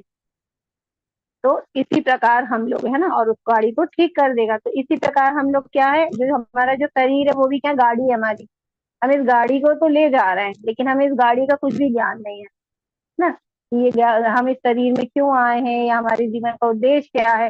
लेकिन इसका जो जानकार है ना, अब ये कौन जानता है कि हमें क्या करना है, तो भगवान जानते हैं, इसलिए हमें भगवत गीता दी है भगवान ने। और हमारे गुरु महाराज जी जो उच्च है हमारे, मतलब जो अनन्य भक्त हैं, है ना, उनके द्वारा हमें ये ज्ञान प्राप्त होता है। तो वो हमें देखते ही बता देते हैं कि मतलब हमको ज्ञान देते हैं कि हम इस जो गाड़ी है उसको हम अपनी कैसे अच्छे से गाड़ी को हम। हरे कृष्ण माता जी, वॉइस ब्रेक हो रही है माता जी। जी माता जी, हरे कृष्णा। जी माता जी। माता जी पानी गिरने का चलिए माता जी प्रयास करते हैं एक बार, तो फिर मैं कनेक्शन चेक कर लेती हूँ शायद कुछ फर्क पड़ जाए। ठीक है माता जी, आगे बढ़ते हैं। तो इसलिए गुरु महाराज की जब हम शरण में जाते हैं, भगवान की शरण ग्रहण करते हैं, तो ये जो शरीर रूपी गाड़ी है ना, इसको हम अच्छे से सही तरीके, सही डेस्टिनेशन पे ले जा सकते हैं ना, सही जगह पे। क्योंकि वो गाड़ी खराब हो गई तो वहीं पे स्टॉप हो गई, वो जहाँ पहुंचना था उसको नहीं ले जा सकता, लेकिन मैकेनिक ने ठीक किया तो वो अपने गंतव्य स्थान में पहुंच जाएगा। तो जो हमारा शरीर है इसका गंतव्य स्थान क्या है, भगवत धाम, है ना। क्योंकि अभी मनुष्य, खाली मनुष्य होनी ही से भगवान के धाम जा सकता है, भगवान के बारे में सुन सकता है, भगवान की लीलाओं का श्रवण कर सकता है, भक्ति कर सकता है।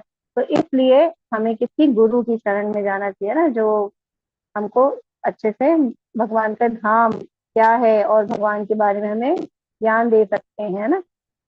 हमें भगवान की शरण जाना चाहिए, तभी हम अच्छे से ज्ञान प्राप्त करके हम सब कुछ देख सकेंगे कि हमें अपने जीवन में, हमारे जीवन का मुख्य उद्देश्य क्या है, और हम उस मुख्य उद्देश्य को प्राप्त कर सकेंगे। तो इस प्रकार हमें ये ज्ञान भगवान के द्वारा प्राप्त हो रहा है, ताकि हम इस शरीर को, मनुष्य योनि में आए हैं तो हम अच्छे से भगवान की भक्ति करके भगवान अपने इस जो शरीर को हम भगवत धाम ले जा सके। इसलिए भगवान ने यहाँ पे अपने धाम का भी वर्णन किया है ना।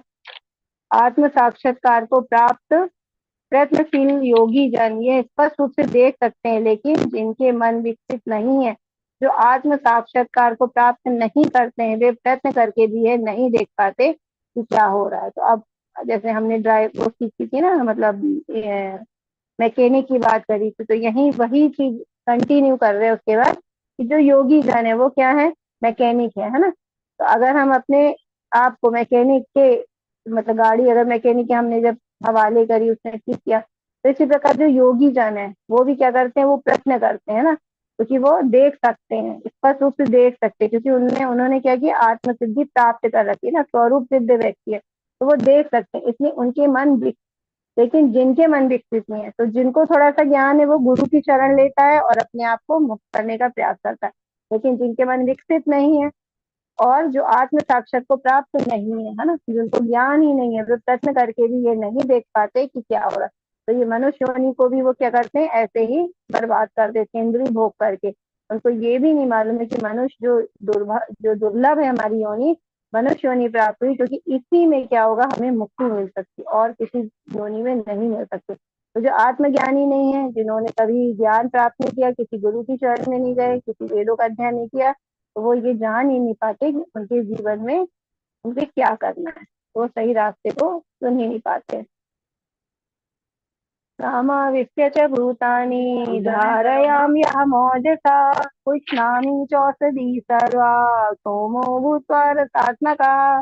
मैं प्रत्येक लोकों में प्रवेश करता हूँ और मेरी शक्ति से सारे लोग अपनी कक्षाओं में स्थित रहते हैं। मैं चंद्रमा बन के समस्त वनस्पतियों को जीवन रस प्रदान करता हूँ। अब यहाँ पे भगवान हमें बता रहे, अब हमारे भगवान हमारा कैसे पोषण करते, क्योंकि भगवान हमारे पिता है और वो पूरी तरह से हमारा ध्यान रखते हैं। तो भगवान हमें ज्ञान भी दे रहे हैं ताकि हम ज्ञान लेके भगवान के धाम आ जाएं।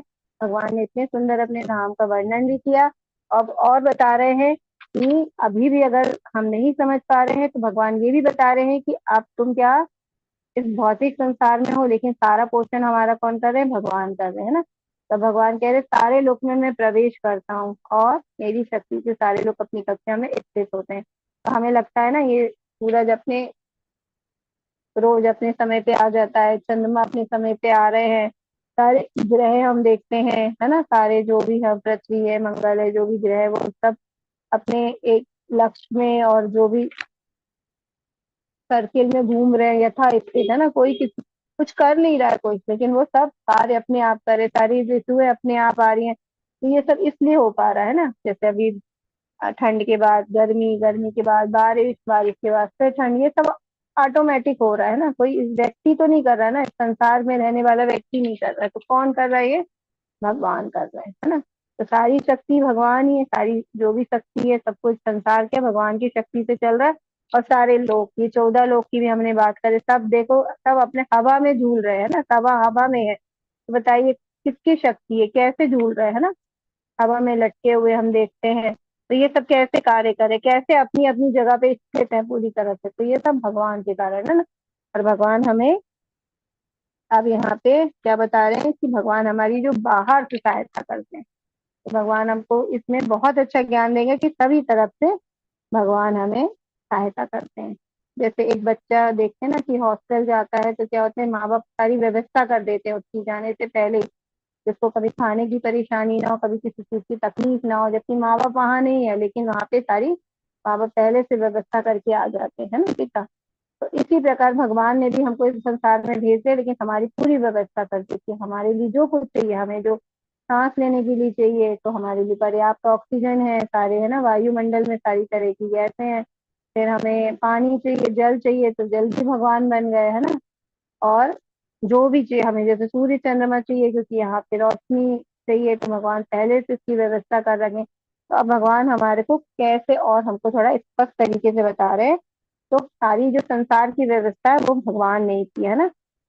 तो सारी, एक तो सारे लोग स्थित हैं, और फिर क्या है, मैं चंद्रमा बन के समझ वनस्पतियों को जीवन रस प्रदान करता हूँ। तो हमको लगता है ना चंद्रमा अपने आप आ जाता है, तो ये भगवान के काम, और वो आके करता क्या है, वो जो सारी वनस्पतियां होती है ना, जैसे सूरज क्या होता है, सूरज आता है तो प्रकाश देता है ना, और क्या करता है, जो भी मतलब जो भी पौधों को हम देखते हैं ना, पौधों को बढ़ने के लिए प्रकाश की जरूरत होती है, क्योंकि पौधे भी वहां पे क्या है, अपना भोजन बनाते हैं सूर्य के प्रकाश में ना, प्रकाश जो हम जानते हैं प्रकाश संश्लेषण होता है उनका जो, तो वो भोजन बना पाते हैं और पेड़ बढ़ते हैं। तो सब कुछ क्या है, सूर्य और चंद्रमा जरूरी है। तो सूरज आता है जो पेड़ों को उसमें बढ़ते हैं पेड़। और जो चंद्रमा है वो क्या करते हैं, उनमें जो वनस्पति जो भी है उनमें रस रस भरते हैं, जो हम स्वाद कहते हैं ना, हर एक सब्जी का स्वाद अलग है, हर एक फल का स्वाद अलग है ना, तो उसमें जो स्वाद आता है हमारी जीवा में वो रस है।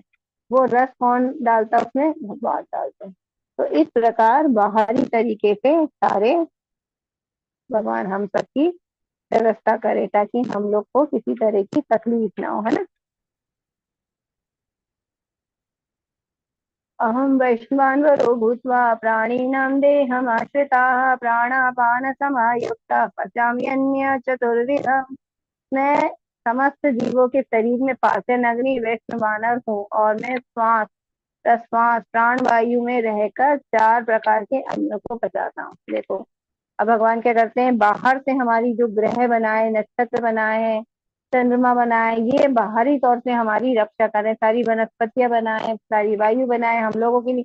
अब भगवान देखो हमारे भीतर में है ना, हमारे भीतर भी हमारा पोषण कर रहे हैं। कैसे कर रहे हैं, हमारी शारीरिक व्यवस्था करें, हमारे शरीर के अंदर भी है ना। अब अंदर से सहायता करें, अभी हमने देखा कि भगवान बाहर से हमारी सारी व्यवस्था करे, सारी सहायता करते हैं हमें जीवन जीने के लिए, और अंदर से भी सहायता करते हैं। अब अंदर से कैसे, अब हम लोग तभी खाना खाते हैं ना। अब हम तो ये नहीं सोचते ना कि हम खाना खा के वो पचा होगा कि नहीं पचा होगा, है ना, हम तो कभी ध्यान नहीं देते, हम तो सिर्फ खाते हैं।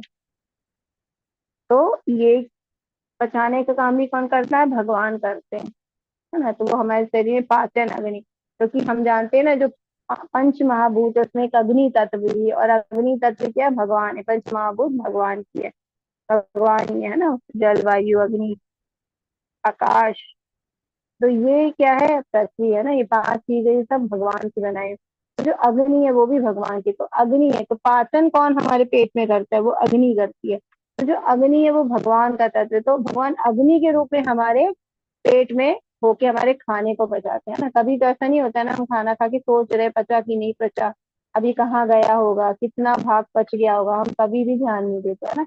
लेकिन ये सब कार्य कर रहा है हम भगवान, हमारे अंदर रह के हमारी सहायता कर रहे हैं, है ना। कभी ऐसा नहीं होता ना हम खाना ही भूल जाए, कभी सांस लेना भूल जाए, है ना, या फिर याद कर करके खाना खा रहे हैं, या हम याद कर करके हम सांस ले रहे हैं, तो ऑटोमेटिक हो रहा है हमारे जीवन में ना।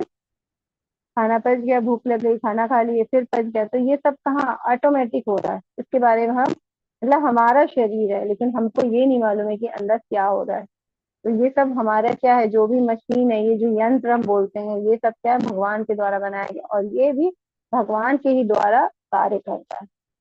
तो भगवान स्वयं उसमें उपस्थित होके, जो कि पाचन अग्नि के रूप में हमारे पेट में होते हैं, और वही हमारे खाने का पाचन करते हैं। और क्या करते हैं, जो प्राण वायु हमारी है ना, मतलब सांस, जो हम सांस और प्रश्वास ले रहे हैं, हम लोग जो सांस ले रहे हैं, क्योंकि हम सांस ले रहे हैं मतलब हम क्या है, जीवित है ना। क्योंकि सांस अगर रुक गई तो कोई भी व्यक्ति बहुत देर रोक नहीं सकता, क्योंकि अगर बहुत देर सांस रोक ली तो मृत्यु हो जाती है। तो सांस हमारे लिए सबसे जरूरी है।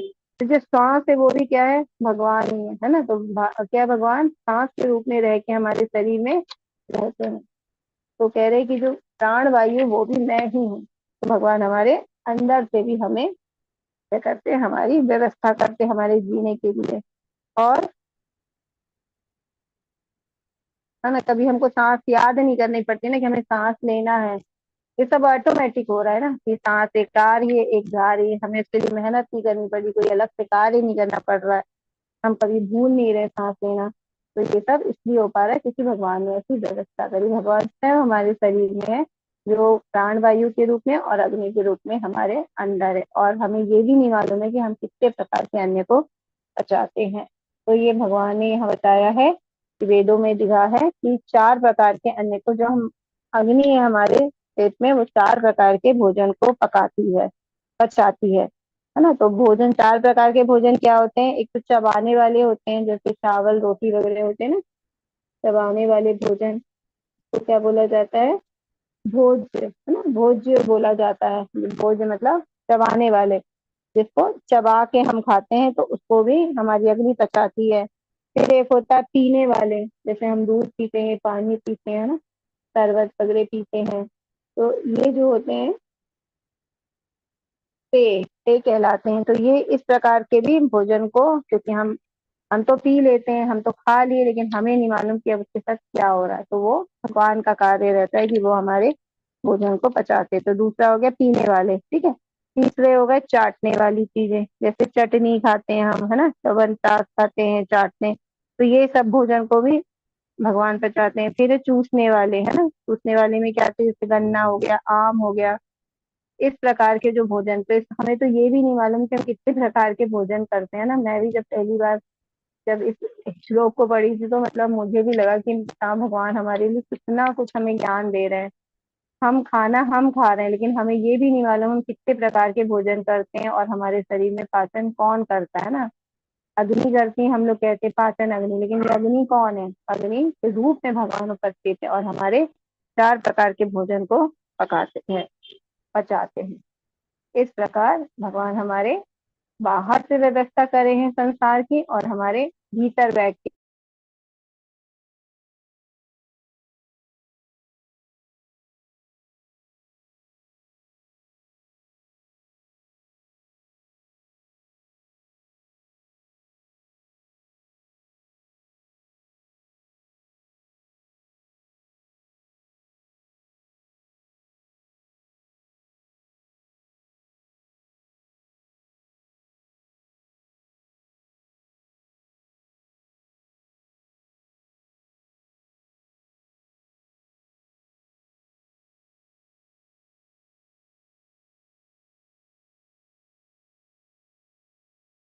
हरे कृष्णा, थोड़ा वेट करेंगे, माता जी लॉग आउट हो गए हैं।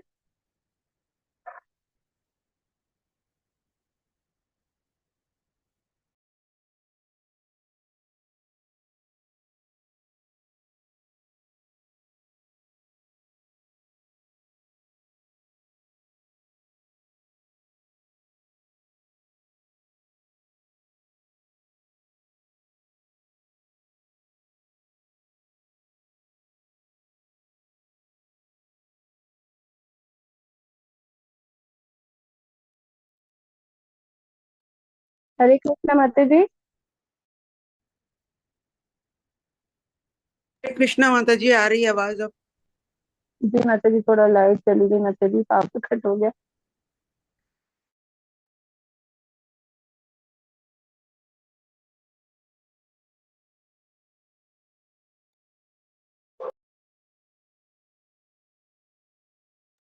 हरे कृष्णा माता जी। हाँ, हरे कृष्णा माता जी। हाँ हाँ। जी माता जी, फिर से मैं शेयर करती हूँ, वो लाइट चली गई थी इसलिए। तब माता जी मुझे होस्ट बनाना पड़ेगा, आपको होस्ट भी मेरा पावर मेरी मीटिंग से लेफ्ट हो गई थी।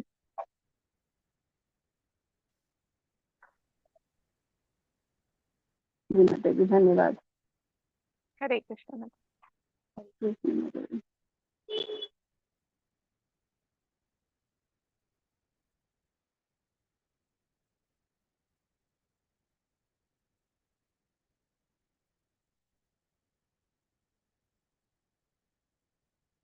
उनका कुछ भी पता नहीं चल रहा माता जी। माता जी नहीं तो ऐसे ही वो कर दीजिए, मैं अगर चाहिए तो मैं स्क्रीन वो शेयर कर देती हूँ, पीडीएफ जो हमारे पास है, माता अगर जी कुछ मुझे दिक्कत। शेयर शेयर करिए, अगर आपको दिख रही तो बताइए माता जी फिर। हाँ हाँ, दिख रही है माता जी। भगवान की कृपा से थोड़ा सा हमारा अध्याय बचा है, उसको भी पूर्ण कर लेते हैं आज का। जी माता जी, थोड़े से ही श्लोक बचे हैं माता जी। हाँ, थोड़ा सही बचा।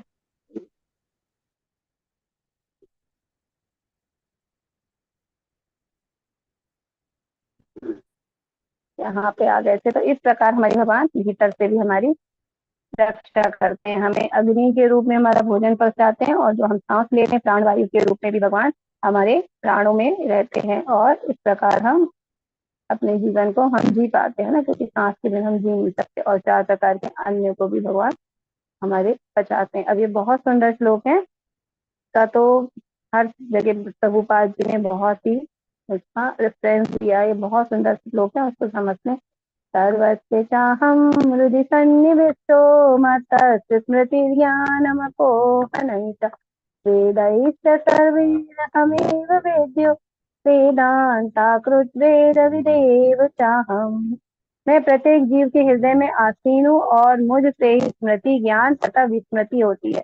मैं ही वेदों के द्वारा जाने योग्य निसंदेह में वेदांत का संकलन करता तथा समस्त वेदों को जानने वाला हूँ। तो यहाँ भगवान ने स्पष्ट बताया है कि देखिए सबके हृदय में भगवान आसीन है ना, क्योंकि भगवान हमारे हृदय में है। और आत्मा हम जानते हैं जो भौतिक शरीर है, हम क्या है, आत्मा के द्वारा ही हमारे इस शरीर को हम क्रियाशील करके रखे है ना। क्रियाशील हमारा जो शरीर है वो आत्मा के कारण है। तो आत्मा भगवान का अंश है, लेकिन इस आत्मा के साथ हमने जाना था 13वें अध्याय में कि हर समय परमात्मा भी रहते हैं। तो परमात्मा कहाँ रहते हैं? हमारे हृदय में रहते हैं। जैसे हम यहाँ देख रहे हैं सबके हृदय में परमात्मा का वास है।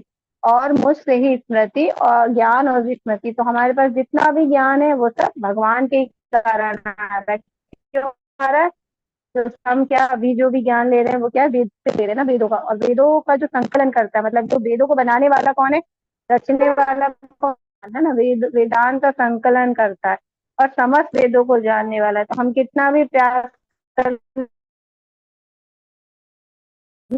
अच्छे से जान, तो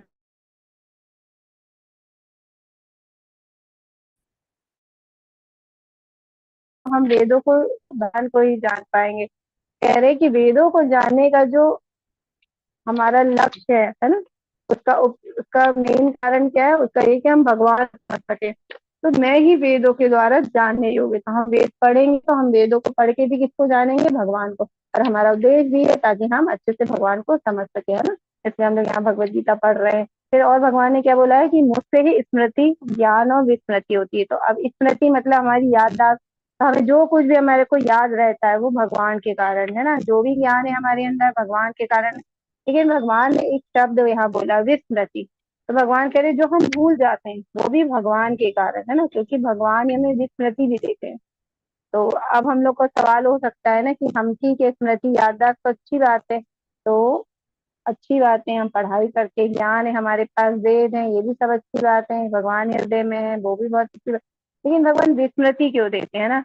अगर हम सभी सोचते ना, हम स्कूल में थे तो लगता था ना कि अरे हम जो पढ़ के जा रहे हैं वो जाते थे, कई बार हम भूल जाते थे, फिर हमें बहुत गुस्सा आता था कि हम क्यों भूल गए, है ना। तो यहाँ पे भगवान करे जो भूल जाते हैं ये भी भगवान से ही आ रहा है। तो भगवान ने कोई बता सकता है कि विस्मृति हमें क्यों दी? ये तो अच्छी चीज नहीं है, लेकिन भगवान ने फिर हमें क्यों दी विस्मृति?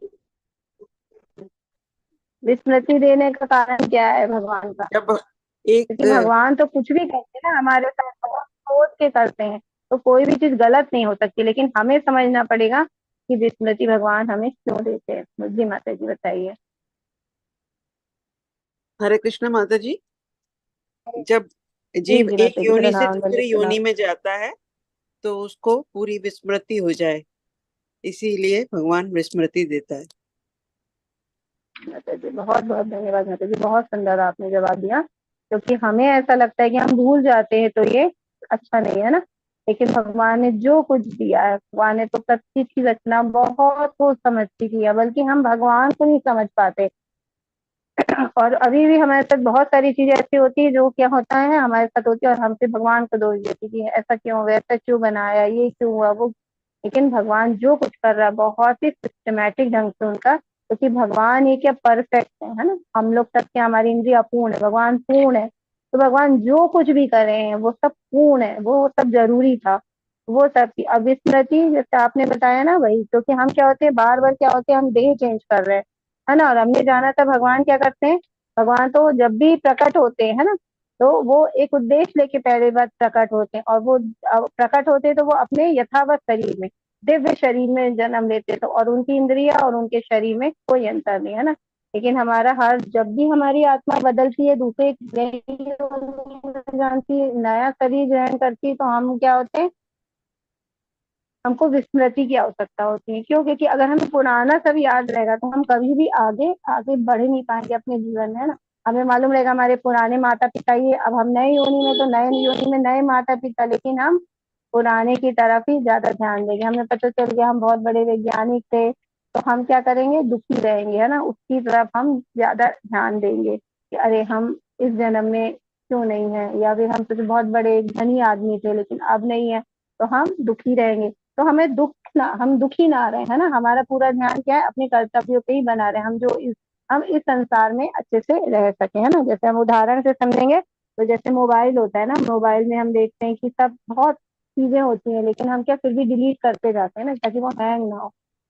तो इसी प्रकार हमारी जो बुद्धि है वो क्या है, विभाजित ना हो, क्योंकि पुराने जन्म की स्मृति अगर हमारे अंदर रहेगी तो हम कभी भी जो हमारी जो इस यूनिटी लाइफ है हम उसको बहुत अच्छे से हम जी नहीं पाएंगे। इसलिए हमें स्मृति भी जरूरी है। तो आज आप लोग के लिए पता चला, तो अगर लोग हम पढ़ते हैं भूल जाते हैं तो भी भगवान को धन्यवाद देना चाहिए कि कहीं ना कहीं भगवान की ही कुछ युक्ति होगी इसमें, है ना। भगवान ने क्योंकि स्मृति दी है तो भगवान को ही प्रणाम करना चाहिए कि भगवान ज्ञान भी देते हैं और स्मृति भी देते हैं, तो हम अपना जीवन अच्छी तरह से जी पाए और पुरानी यादों को लेके आगे ना चले, क्योंकि जिससे हम बहुत विचलित हो सकते हैं। क्योंकि वैसे तो विचलित तो हम अभी भी रहते हैं ना, पुराना नहीं याद है तब भी, और अगर पुराना याद होगा तो फिर हम बहुत ज्यादा विचलित हो सकते हैं, हमें समझ में नहीं आएगा, हम इस लाइफ को ही आगे लेके जाएंगे जो पुरानी है उसको जिए।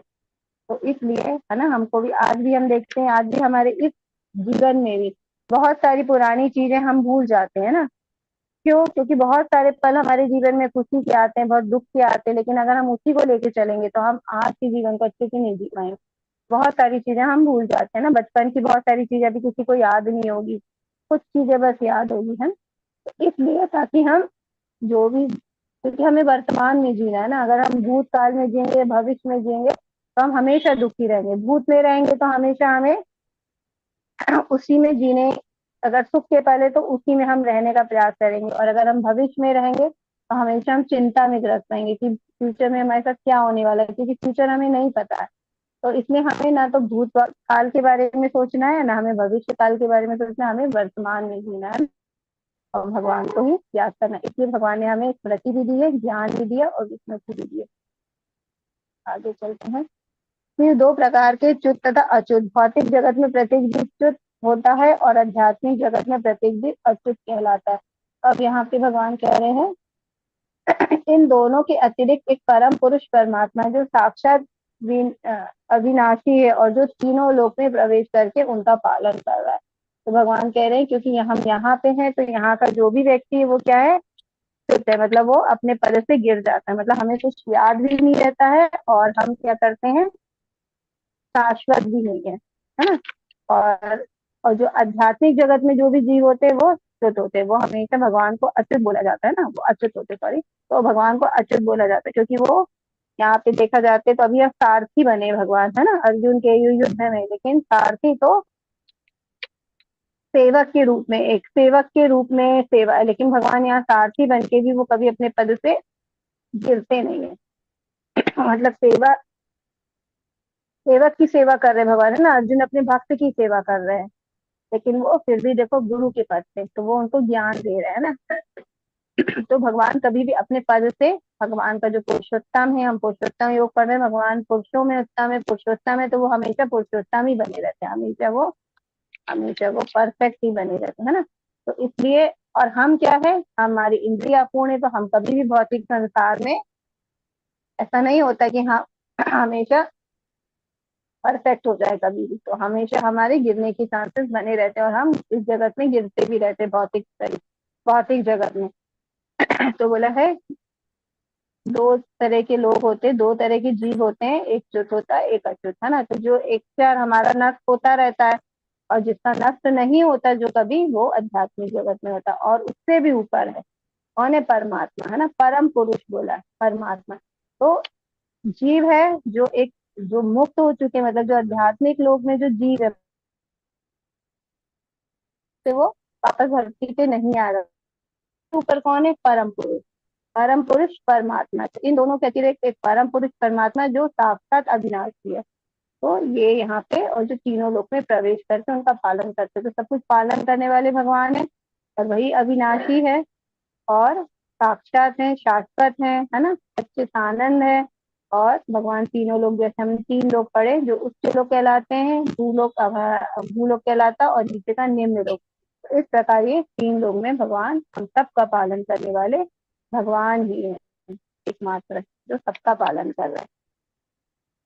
यस्माक्षरमतीतोऽहम् अक्षरादपि चोत्तमः अतोऽस्मि लोके वेदे च प्रतितः पुरुषोत्तमः। क्योंकि मैं क्षर तथा अक्षर दोनों के परे हूँ, भगवान क्षर और अक्षर दोनों से परे है, क्योंकि और चूंकि वे मैं सर्वश्रेष्ठ हूँ, अतः मैं इस जगत में तथा वेदों में परम पुरुष के रूप में विख्यात है। तो यहाँ पे भगवान ने पुरुषोत्तम लिखा है ना, तो भगवान क्यों पुरुषोत्तम है ये हमें बता रहे हैं कि भगवान सभी पुरुषों में उत्तम है। क्यों? क्योंकि वो भगवान सर्वश्रेष्ठ है और सभी का पालन करने वाले हैं, और सारे जगत से क्षर और अक्षर जो दो तरह के जीव है उन सबसे वो बहुत ऊपर है, उनसे परे है ना, और परम पुरुष के रूप में विख्यात है, इसलिए भगवान का नाम है पुरुषोत्तम। अब यहाँ पे हम जो पहली पिक्चर देख रहे हैं इसमें हुआ था ना, ब्रह्मा जी को भ्रमित हो गए थे ब्रह्मा जी, उन्होंने गाय को और ग्वालों को चुरा लिया था क्योंकि उनको लगा कि मित्र की तरह भगवान जो लीलाएं कर रहे थे अपने गोकुल में, तो उनको लगा कि भगवान कैसे ही लीला कर सकते, तो वो भी भ्रमित हो गए थे। भागवतम में इसका पूरा विवरण है। तो उन्होंने चुरा लिया था, क्योंकि भगवान तो जाते थे ना अपने ग्वालों के साथ वन में गाय को लेके चराने, तो जब वहां गए, वहां पे वन में गए, तो उन्होंने पूरी गाय को और ग्वालों को चुरा लिया, मतलब उनके मित्रों को। तो भगवान ने क्या किया, अपना ही विस्तार किया तो सारे ग्वाल के रूप में भगवान बन गए, और जितनी गाय थी उस रूप में बन गए, तो जितने भी लोग वहां पे थे सबको भगवान अपना रूप में, मतलब खुद भी है और सबको, क्योंकि भगवान तो विस्तार अपना कर सकते चाहे जितने रूपों में, तो सब ग्वालों के रूप में अपना विस्तार कर लिया और सब गाय के रूप में कर लिया, और सब अपने अपने घर में आराम से चले गए। किसी को पता नहीं चला कि गाय चोरी हो गई है और ग्वाले भी नहीं है। फिर जब ब्रह्मा जी को लगा देखने आए, जब तक 100 साल, नहीं कुछ साल, 1 साल बीत गया था, सॉरी, तो जब देखने आए तो उनको लगा कि अरे ये तो, उनको लगा कि सब हल्ला हो रहा होगा कि सब गुम गए ऐसा करके, लेकिन वो देखते हैं कि सब वैसे की वैसे सब कुछ चल रहा है, कहीं कुछ फर्क नहीं पड़ा। जब फिर उन्होंने देखा कि ये तो भगवान ने सारा अपना विस्तार कर लिया, तब उन्होंने जाके अपनी भूल को स्वीकार किया, और उन्होंने स्वीकार किया कि ये तो भगवान ही है ना। तो इस प्रकार बड़े बड़े जो देवी देवता है वो भी क्या होते हैं, भ्रमित हो जाते हैं, है ना, क्योंकि भगवान की जो लीलाएं हैं वो क्या है, अलौकिक लीला है। उनके जैसे भगवान जो लीलाएं करता है उसको कोई भी व्यक्ति नहीं समझ सकता, क्योंकि जो दोनों तरह के प्राणी होते, चर, अक्षर और क्षर, उनसे भगवान सबसे ऊपर है ना, तो भगवान जो भी लीला करते हैं वो सर्वोत्तम होती है ना, पुरुषोत्तम लीलाएं होती है। तो इस प्रकार भगवान पुरुषोत्तम है। अब यहाँ इस पिक्चर में हम देख रहे हैं कि सभी देवी देवता भगवान की स्तुति कर रहे हैं ना, तब जाके भगवान से प्रार्थना कर रहे हैं और भगवान उनको प्रकट हो रहे। तो भगवान क्षीर सागर में रहते हैं, तो वहां पे जब सारे देवी देवता स्तुति करते हैं तो सब भगवान उनको दर्शन देते हैं, और सभी भगवान के दर्शन के लिए ललाहित रहते हैं। तो देवता भी सब भगवान के दर्शन करने के लिए ललाहित होते हैं ना। तो यो मामेवम समूढ़ो जानाति पुरुषोत्तमं स सर्वविद् भजति मां सर्वभावेन भारत। जो कोई भी मुझे संशय रहित होकर पुरुषोत्तम भगवान के रूप में जानता है वे सब कुछ जानता है। अतः हे भरत पुत्र, वह व्यक्ति मेरी पूर्ण भक्ति में रत रहता है। तो भगवान ने बोल दिया कि भगवान को क्या हमें संशय रहित मानना चाहिए ना। अभी जब हम भगवत गीता पढ़ रहे हैं तो बहुत सारे हमारे संशय दूर हो गए होंगे सबके जीवन के। तो अब हम जैसे जैसे ज्ञान, भगवान की हम पे कृपा हो रही है, हम एक एक अध्याय में आगे बढ़ रहे हैं, भगवान का ज्ञान प्राप्त कर रहे हैं, वैसे वैसे हमारे जीवन के संशय सब खत्म हो रहा है। तो वही भगवान कह रहे हैं कि जब कोई मुझे संशय रहित होकर पुरुषोत्तम भगवान के रूप में जानता है, तो हम भगवान को जानिए कि भगवान ही पुरुषोत्तम है, भगवान ही सर्वोत्तम है ना। सर्व कारण, सब कारणों के कारण है, सर्व कारण कारणम है भगवान। सब कुछ करने वाले, सारे नियंता भगवान है, सारा पालन करने वाले, सारा पोषण करने वाले और संहार करने वाले, सब कुछ भगवान। अगर हमने ये सब अच्छे से जान लिया है, सब कुछ जान लिया, तो कह रहे अगर जिसने ये सब जान लिया है, मुझे भगवान के रूप में जान लिया है, तो उसने सब कुछ जान लिया है। अतः हे भरत पुत्र, वह व्यक्ति पूर्ण भक्ति में रत होता है। हमने भगवान को जब अच्छे से जान जाते, इसलिए भगवान ने हमें यहाँ पे इतना ज्ञान दिया, अपनी विभूतियां बताई, ताकि हम भगवान को अच्छे से जान सके। क्योंकि पिता ही हमें, पुत्र को अपने गुणों के बारे में बता सकता है ना। पुत्र अपने, अपनी कितनी भी योग्य बन जाए पुत्र, लेकिन अपनी योग्यता से कभी वो पिता के बारे में नहीं जान सकता, क्योंकि उसका जन्म हुआ है तब उसने पिता को जैसे देखा, तो उसके बाद वो जानता अपने पिता को, लेकिन उनमें एक्चुअली क्या है ना, उनके पिता में क्या गुण है, तो वो अच्छे से तभी जानेगा जब पिता उसको बताएंगे। तो भगवान ने इसलिए विभूति योग में अपनी सारी विभूति बताएं, ताकि जो हम उनके बच्चे हैं हम उनको अच्छे से जान सके और उनकी भक्ति हम अच्छे से कर सके, है ना। तो सारी भगवान बोल रहे व्यक्ति मेरी पूर्ण भक्ति में रत हो सके। तो भगवान का एक ही उद्देश्य है कि हम उनके धाम वापस चले जाए, है ना। पुरुषोत्तम धाम की उन्होंने यहाँ बताया। और भगवान क्या है हमको इसलिए बार बार बुला रहे क्योंकि वो ऐसे पिता हैं जो हम वहाँ ऐसे बालक हैं हम अपने पिता के जो उनसे रूठ के आ गए, लेकिन पिता हर वक्त हमारी राह देख रहा है ना। घर के बाहर दरवाजे पे खड़ा है हाथ फैला के कि कब मेरा पुत्र मेरे पास आएगा। और पुत्र कैसे जाएगा इसलिए भगवान हमको क्या ज्ञान भी दे रहे हैं ना अपने। जैसे एक राजा का जो पुत्र है अगर वो खो गया गुस्से में, है ना, और चला गया घर छोड़ के, तो राजा क्या करेगा, बहुत प्रयास करेगा। लेकिन अगर बच्चा गुस्से में नहीं आएगा कि नहीं आना मुझे, तो क्या करेगा, अपने मंत्रियों को भेजेगा, है ना। और मंत्री से भी नहीं आएंगे तो क्या एक चिट्ठी लिखेगा कि भैया आ जाओ, फिर वो भी नहीं आएंगे तो फिर क्या करेगा, प्रतीक्षा करेगा कि वो कब आएगा। तो इसी प्रकार भगवान भी हमें अपने, हम रूठ के आ गए हैं उनके घर से, अब वो हमको जो मंत्री भेजते हैं, मतलब यहाँ पे जो हमें गुरु महाराज जी भेजते हैं वो भेजते हैं ताकि हमको ज्ञान दे और भगवत धाम ले जाए, लेकिन हम उसकी भी नहीं सुनते। तो भगवान चिट्ठी भेजते हैं, तो चिट्ठी में क्या, हमें भगवत गीता भगवान का प्रेम पत्र है, भगवान की चिट्ठी है हमारे लिए, ताकि हम इसको अच्छे से समझ सके और भगवान के पास वापस जा सके, है ना। और फिर अगर, और उसके बाद हम इस चिट्ठी को पढ़ लेते हैं और हम भगवान के पास जाते हैं, तो राजा क्या, जैसे उनका पुत्र फिर पढ़ लेता है अपने प्रेम, जब पिता कितना प्रेम करता है ना, पढ़ता है चिट्ठी में तो बहुत भावुक हो जाता है और उसका तुरंत दिल में जो विद्रोह होता है पिता के प्रति ना, वो दूर हो जाता और वो अपने पिता के पास जाता है। तो देखता पिता दरवाजे में दोनों हाथ खोल के खड़ा हुआ है कि मेरा पुत्र कब आएगा, और जाते ही पुत्र को वो गले से लगा लेता है ना। तो इसी प्रकार भगवान ने हमें भगवत गीता भेजी ताकि हम इसको पढ़े समझे और हम भगवत धाम जा सके। और भगवान हमारा,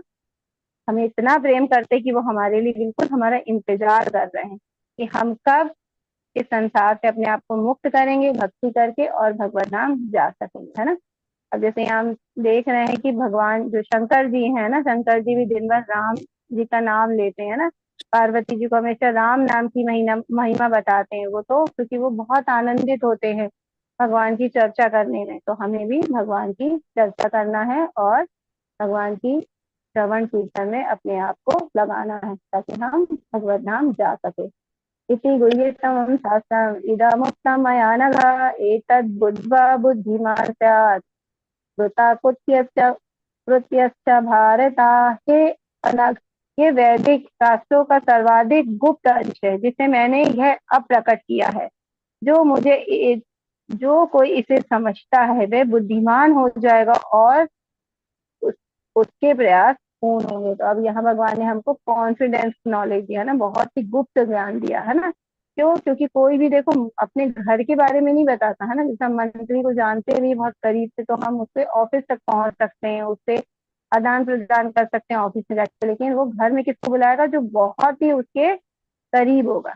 तो हम भगवान के इतने करीब है कि भगवान ने हमें अपने भी धाम, अपने घर का भी वर्णन किया हमें, और हमें खुले दिल से अपने घर आने का हमें निमंत्रण दिया कि हम भगवत गीता को पढ़ें, शास्त्रों को पढ़ें, भगवान की लीलाओं को श्रवण कीर्तन करें और हम भगवान के धाम आ जाए। तो ये बहुत ही गुप्त अंश है जो भगवान ने अभी हमें बता दिया है। तो अगर हम इसको अच्छे से समझ लेते हैं अपनी बुद्धि से, तो हम क्या करेंगे, भगवान को प्राप्त करने के लिए पूर्ण रूप से प्रयास करेंगे और भगवत धाम जाएंगे। इस प्रकार हमारे जो इस अध्याय में 20 श्लोक हैं, तो ये बहुत छोटा अध्याय है लेकिन बहुत ही गुहितम ज्ञान है इसमें, बहुत ही हमें भगवान हमें गोपनीय ज्ञान दिए, तो इसे हमें अच्छे से समझने का प्रयास करना चाहिए। तो आपके ग्रुप में पीपीटी आएगी, आप दोबारा इसको जरूर पढ़िएगा, रिकॉर्डिंग भी आप सुन सकते हैं, तो आप जरूर इसको समझने का प्रयास करिए। अब हम इससे भी समझते हैं कि हम तथ्य को भूल जाते हैं कि हम यहाँ हैं अस्थायी रूप से, है ना।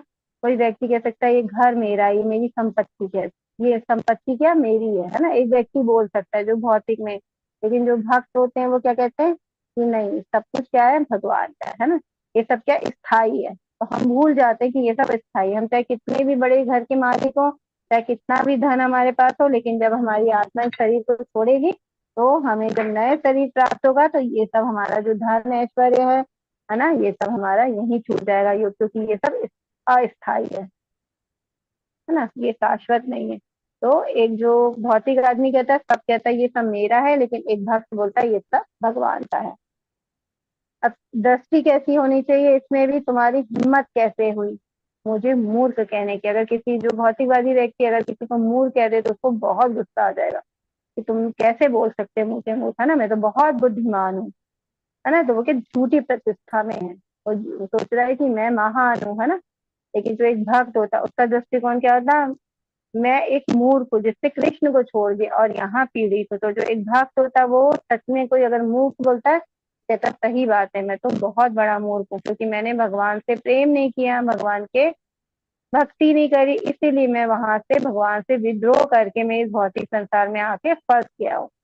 तो मेरी गलती है और मैं इस संसार में बहुत पीड़ित हूँ। तो वो क्या है, अपनी प्रतिष्ठा जो उसकी वो सही प्रतिष्ठा में है ना, झूठी प्रतिष्ठा से वो मुक्त हो चुका है। उसका जो अहंकार है, जो हम मिथ्या अहंकार बोलते हैं ना, उससे वो मुक्त हो चुका है कि मुझे भगवत धाम जाना है। तो मेरे अंदर ये चाहत ही नहीं उत्पन्न हो रही, मैं तो मूर्ख हूँ, है ना। तो वो उसको कभी गुस्सा नहीं आएगा।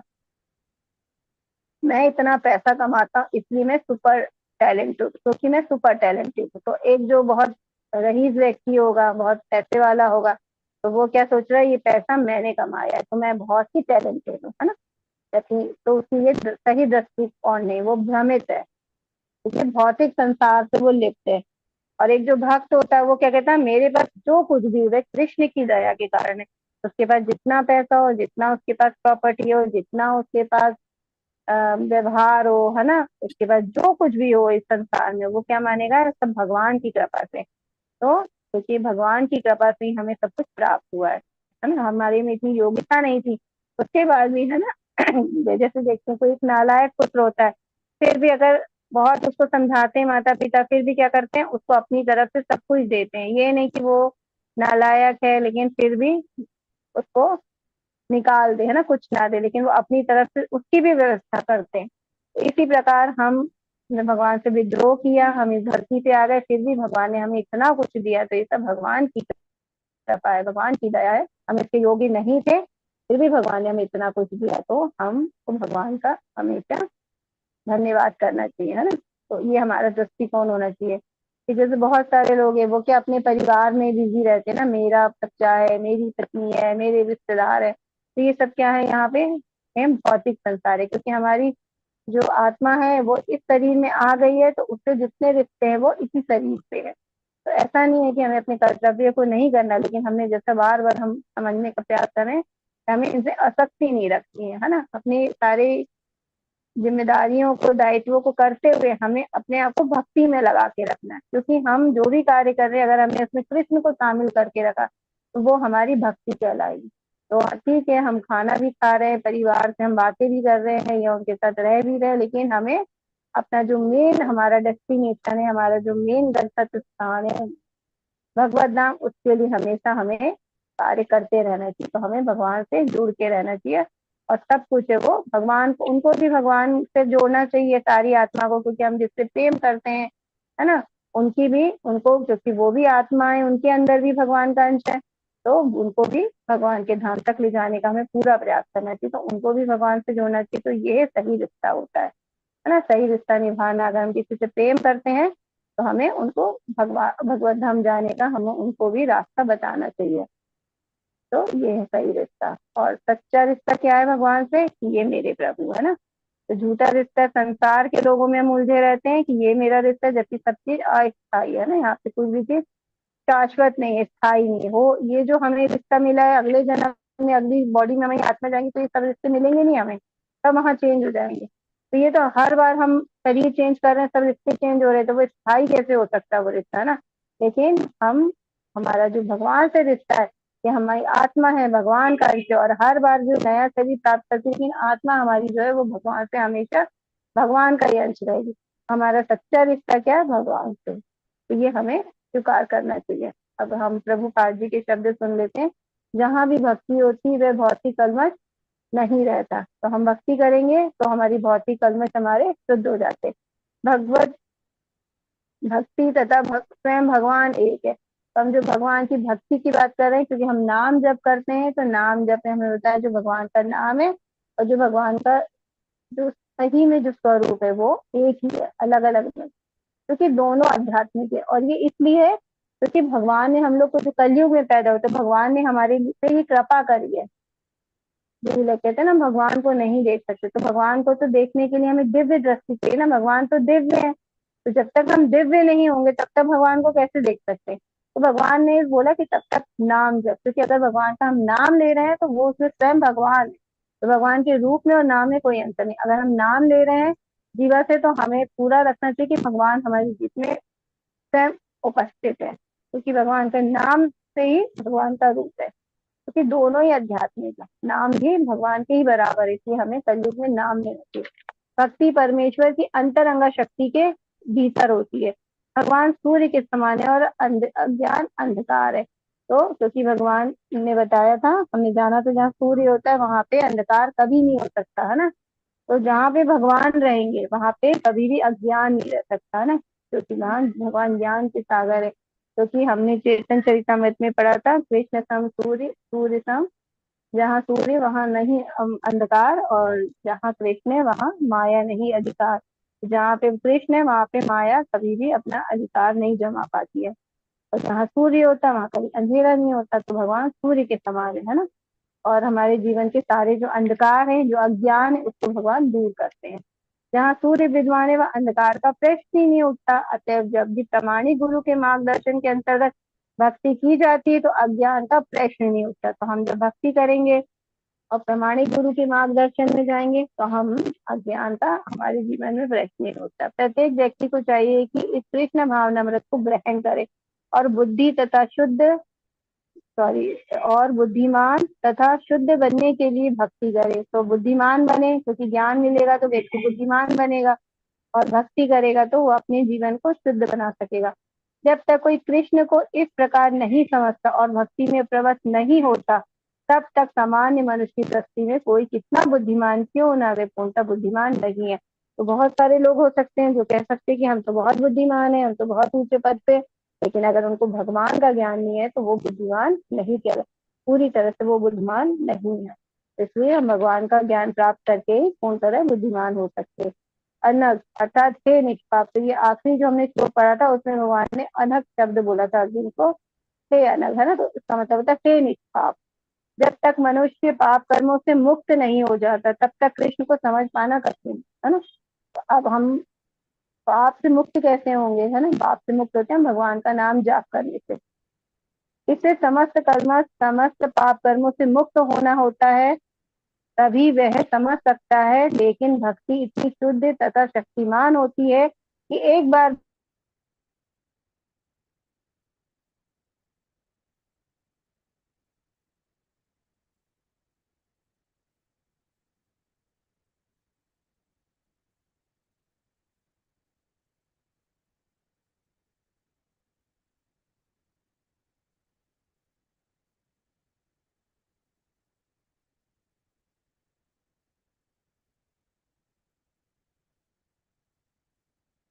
वो हमारी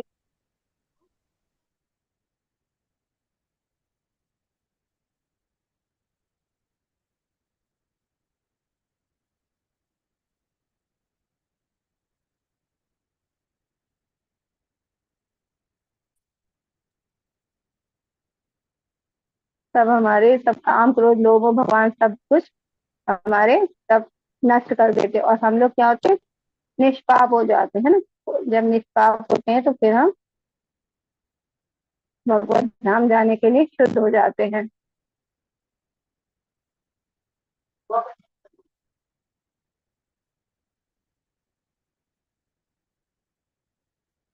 माता जी आवाज आ रही है? हाँ, आ रही है माता जी, बीच में लेकिन टूट गई थी आवाज अभी। माता जी फिर कनेक्शन लूज हो गया था ना, ये देखिए ना फिर से पीपीटी शेयर कर रही हूँ। अब पीपीटी माता जी वो कर देंगे, अब क्लोज कर देंगे।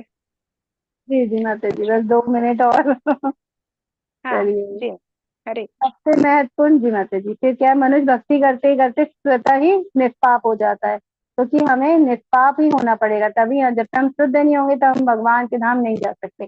तो शुद्ध होने के लिए हमें भगवान का नाम लेना पड़ेगा। तो हम मतलब जो नाम लेते जाते हैं भगवान का, उससे ही हम स्वतः ही शुद्ध होते जाते हैं। क्योंकि जैसे हम देखते हैं ना, धूल, हमने इसका भी पढ़ा था कि अगर जो दर्पण है, अगर हम उसमें अपना चेहरा देखना चाहते हैं और बहुत गंदा है तो हमको चेहरा नहीं दिखेगा। उसको हमें बहुत साफ करना पड़ेगा ना, चेतो दर्पण मार्जनम। हमारा जो चित्त है वो भी बहुत गंदा हो चुका, कलमश भरे, तो उसको जब तक हम भक्ति करके भगवान का नाम ले लेके उसको रगड़ के साफ नहीं करेंगे, तब तक हमें अपना जो शुद्ध नहीं होगा हमारा मन, है ना। हमें निष्पाप करना है अपने आप को। सबसे महत्वपूर्ण बात जिस पर विजय पानी है वह है हृदय की दुर्बलता। पहला पतन प्रकृति पर प्रभु जताने की इच्छा के कारण होता है। तो हम लोग का सबसे पहले पतन क्या होता है, हम प्रकृति को स्वामी की तरह भोगना चाहते हैं। हम सोचते हैं हम स्वामी हैं और हम प्रकृति को भोगना चाहते हैं। तो वहीं हमारे, जहां हमारे हृदय में ये बात आती है, वहीं पे हमारा पतन हो जाता है। दूसरा हमारा पतन कब होता है, जब हृदय की दुर्बलता की, जब कोई अधिकाधिक प्रभुत्व जताने की इच्छा करता है तो भौतिक पदार्थ के स्वामित्व के प्रति आसक्त हो जाता है। तो जब हम क्या हुआ, पहले हम घिर गए प्रकृति से और फिर हम प्रकृति के तीनों गुणों से हम आसक्त हो गए। इस संसार की सारी समस्या इन्हीं हृदय की दुर्बलताओं के कारण है। इस अध्याय के प्रथम 5 श्लोकों में हृदय की इन्हीं दुर्बलताओं से अपने को मुक्ति करने की विधि का वर्णन है। क्योंकि भगवान ने कहा था ना कि क्या विरक्ति के हथियार से जो हमारी जो दुर्बलता है, मतलब जो हम फंसे हुए तीनों गुण में, उसको हमको विरक्ति के हथियार से, कुल्हाड़ी से हमको उसको काट देना है। तो ये जो 5 श्लोक थे तो उसमें इसी का वर्णन किया गया था, और छठे श्लोक से अंतिम श्लोक तक पुरुषोत्तम योग की विवेचना हुई है। तो आज हमारा ये अध्याय यहीं पे पूर्ण हुआ। हमने जो छठवें श्लोक से अभी 20 श्लोक तक हमने पुरुषोत्तम योग की बात करी, जिसमें भगवान ने अपने धाम के बारे में बताया, जो हमारे लिए सबसे सुंदर हमारे, हमने जाना गुप्त अंश था इस अध्याय का सबसे, और कैसे भगवत धाम जा सकते हैं, है ना, ये भी भगवान ने बताया है, जो कि हम बार बार भगवान इस बात को हमें बताने का प्रयास कर रहे हैं, ताकि हम कैसे भी इस बात को अच्छी तरीके से समझ सके कि हमें भगवान के धाम जाना है और हमें सारे कलमश को मुक्त करने के लिए भक्ति करनी। हरे कृष्णा। सभी का बहुत बहुत धन्यवाद। आज का जो हमारा अध्याय पुरुषोत्तम योग यहीं पे आज संपूर्ण हुआ है। आज के अध्याय से आपको किसी को भी कोई भी प्रश्न हो आप पूछ सकते हैं। हरे कृष्णा सभी को।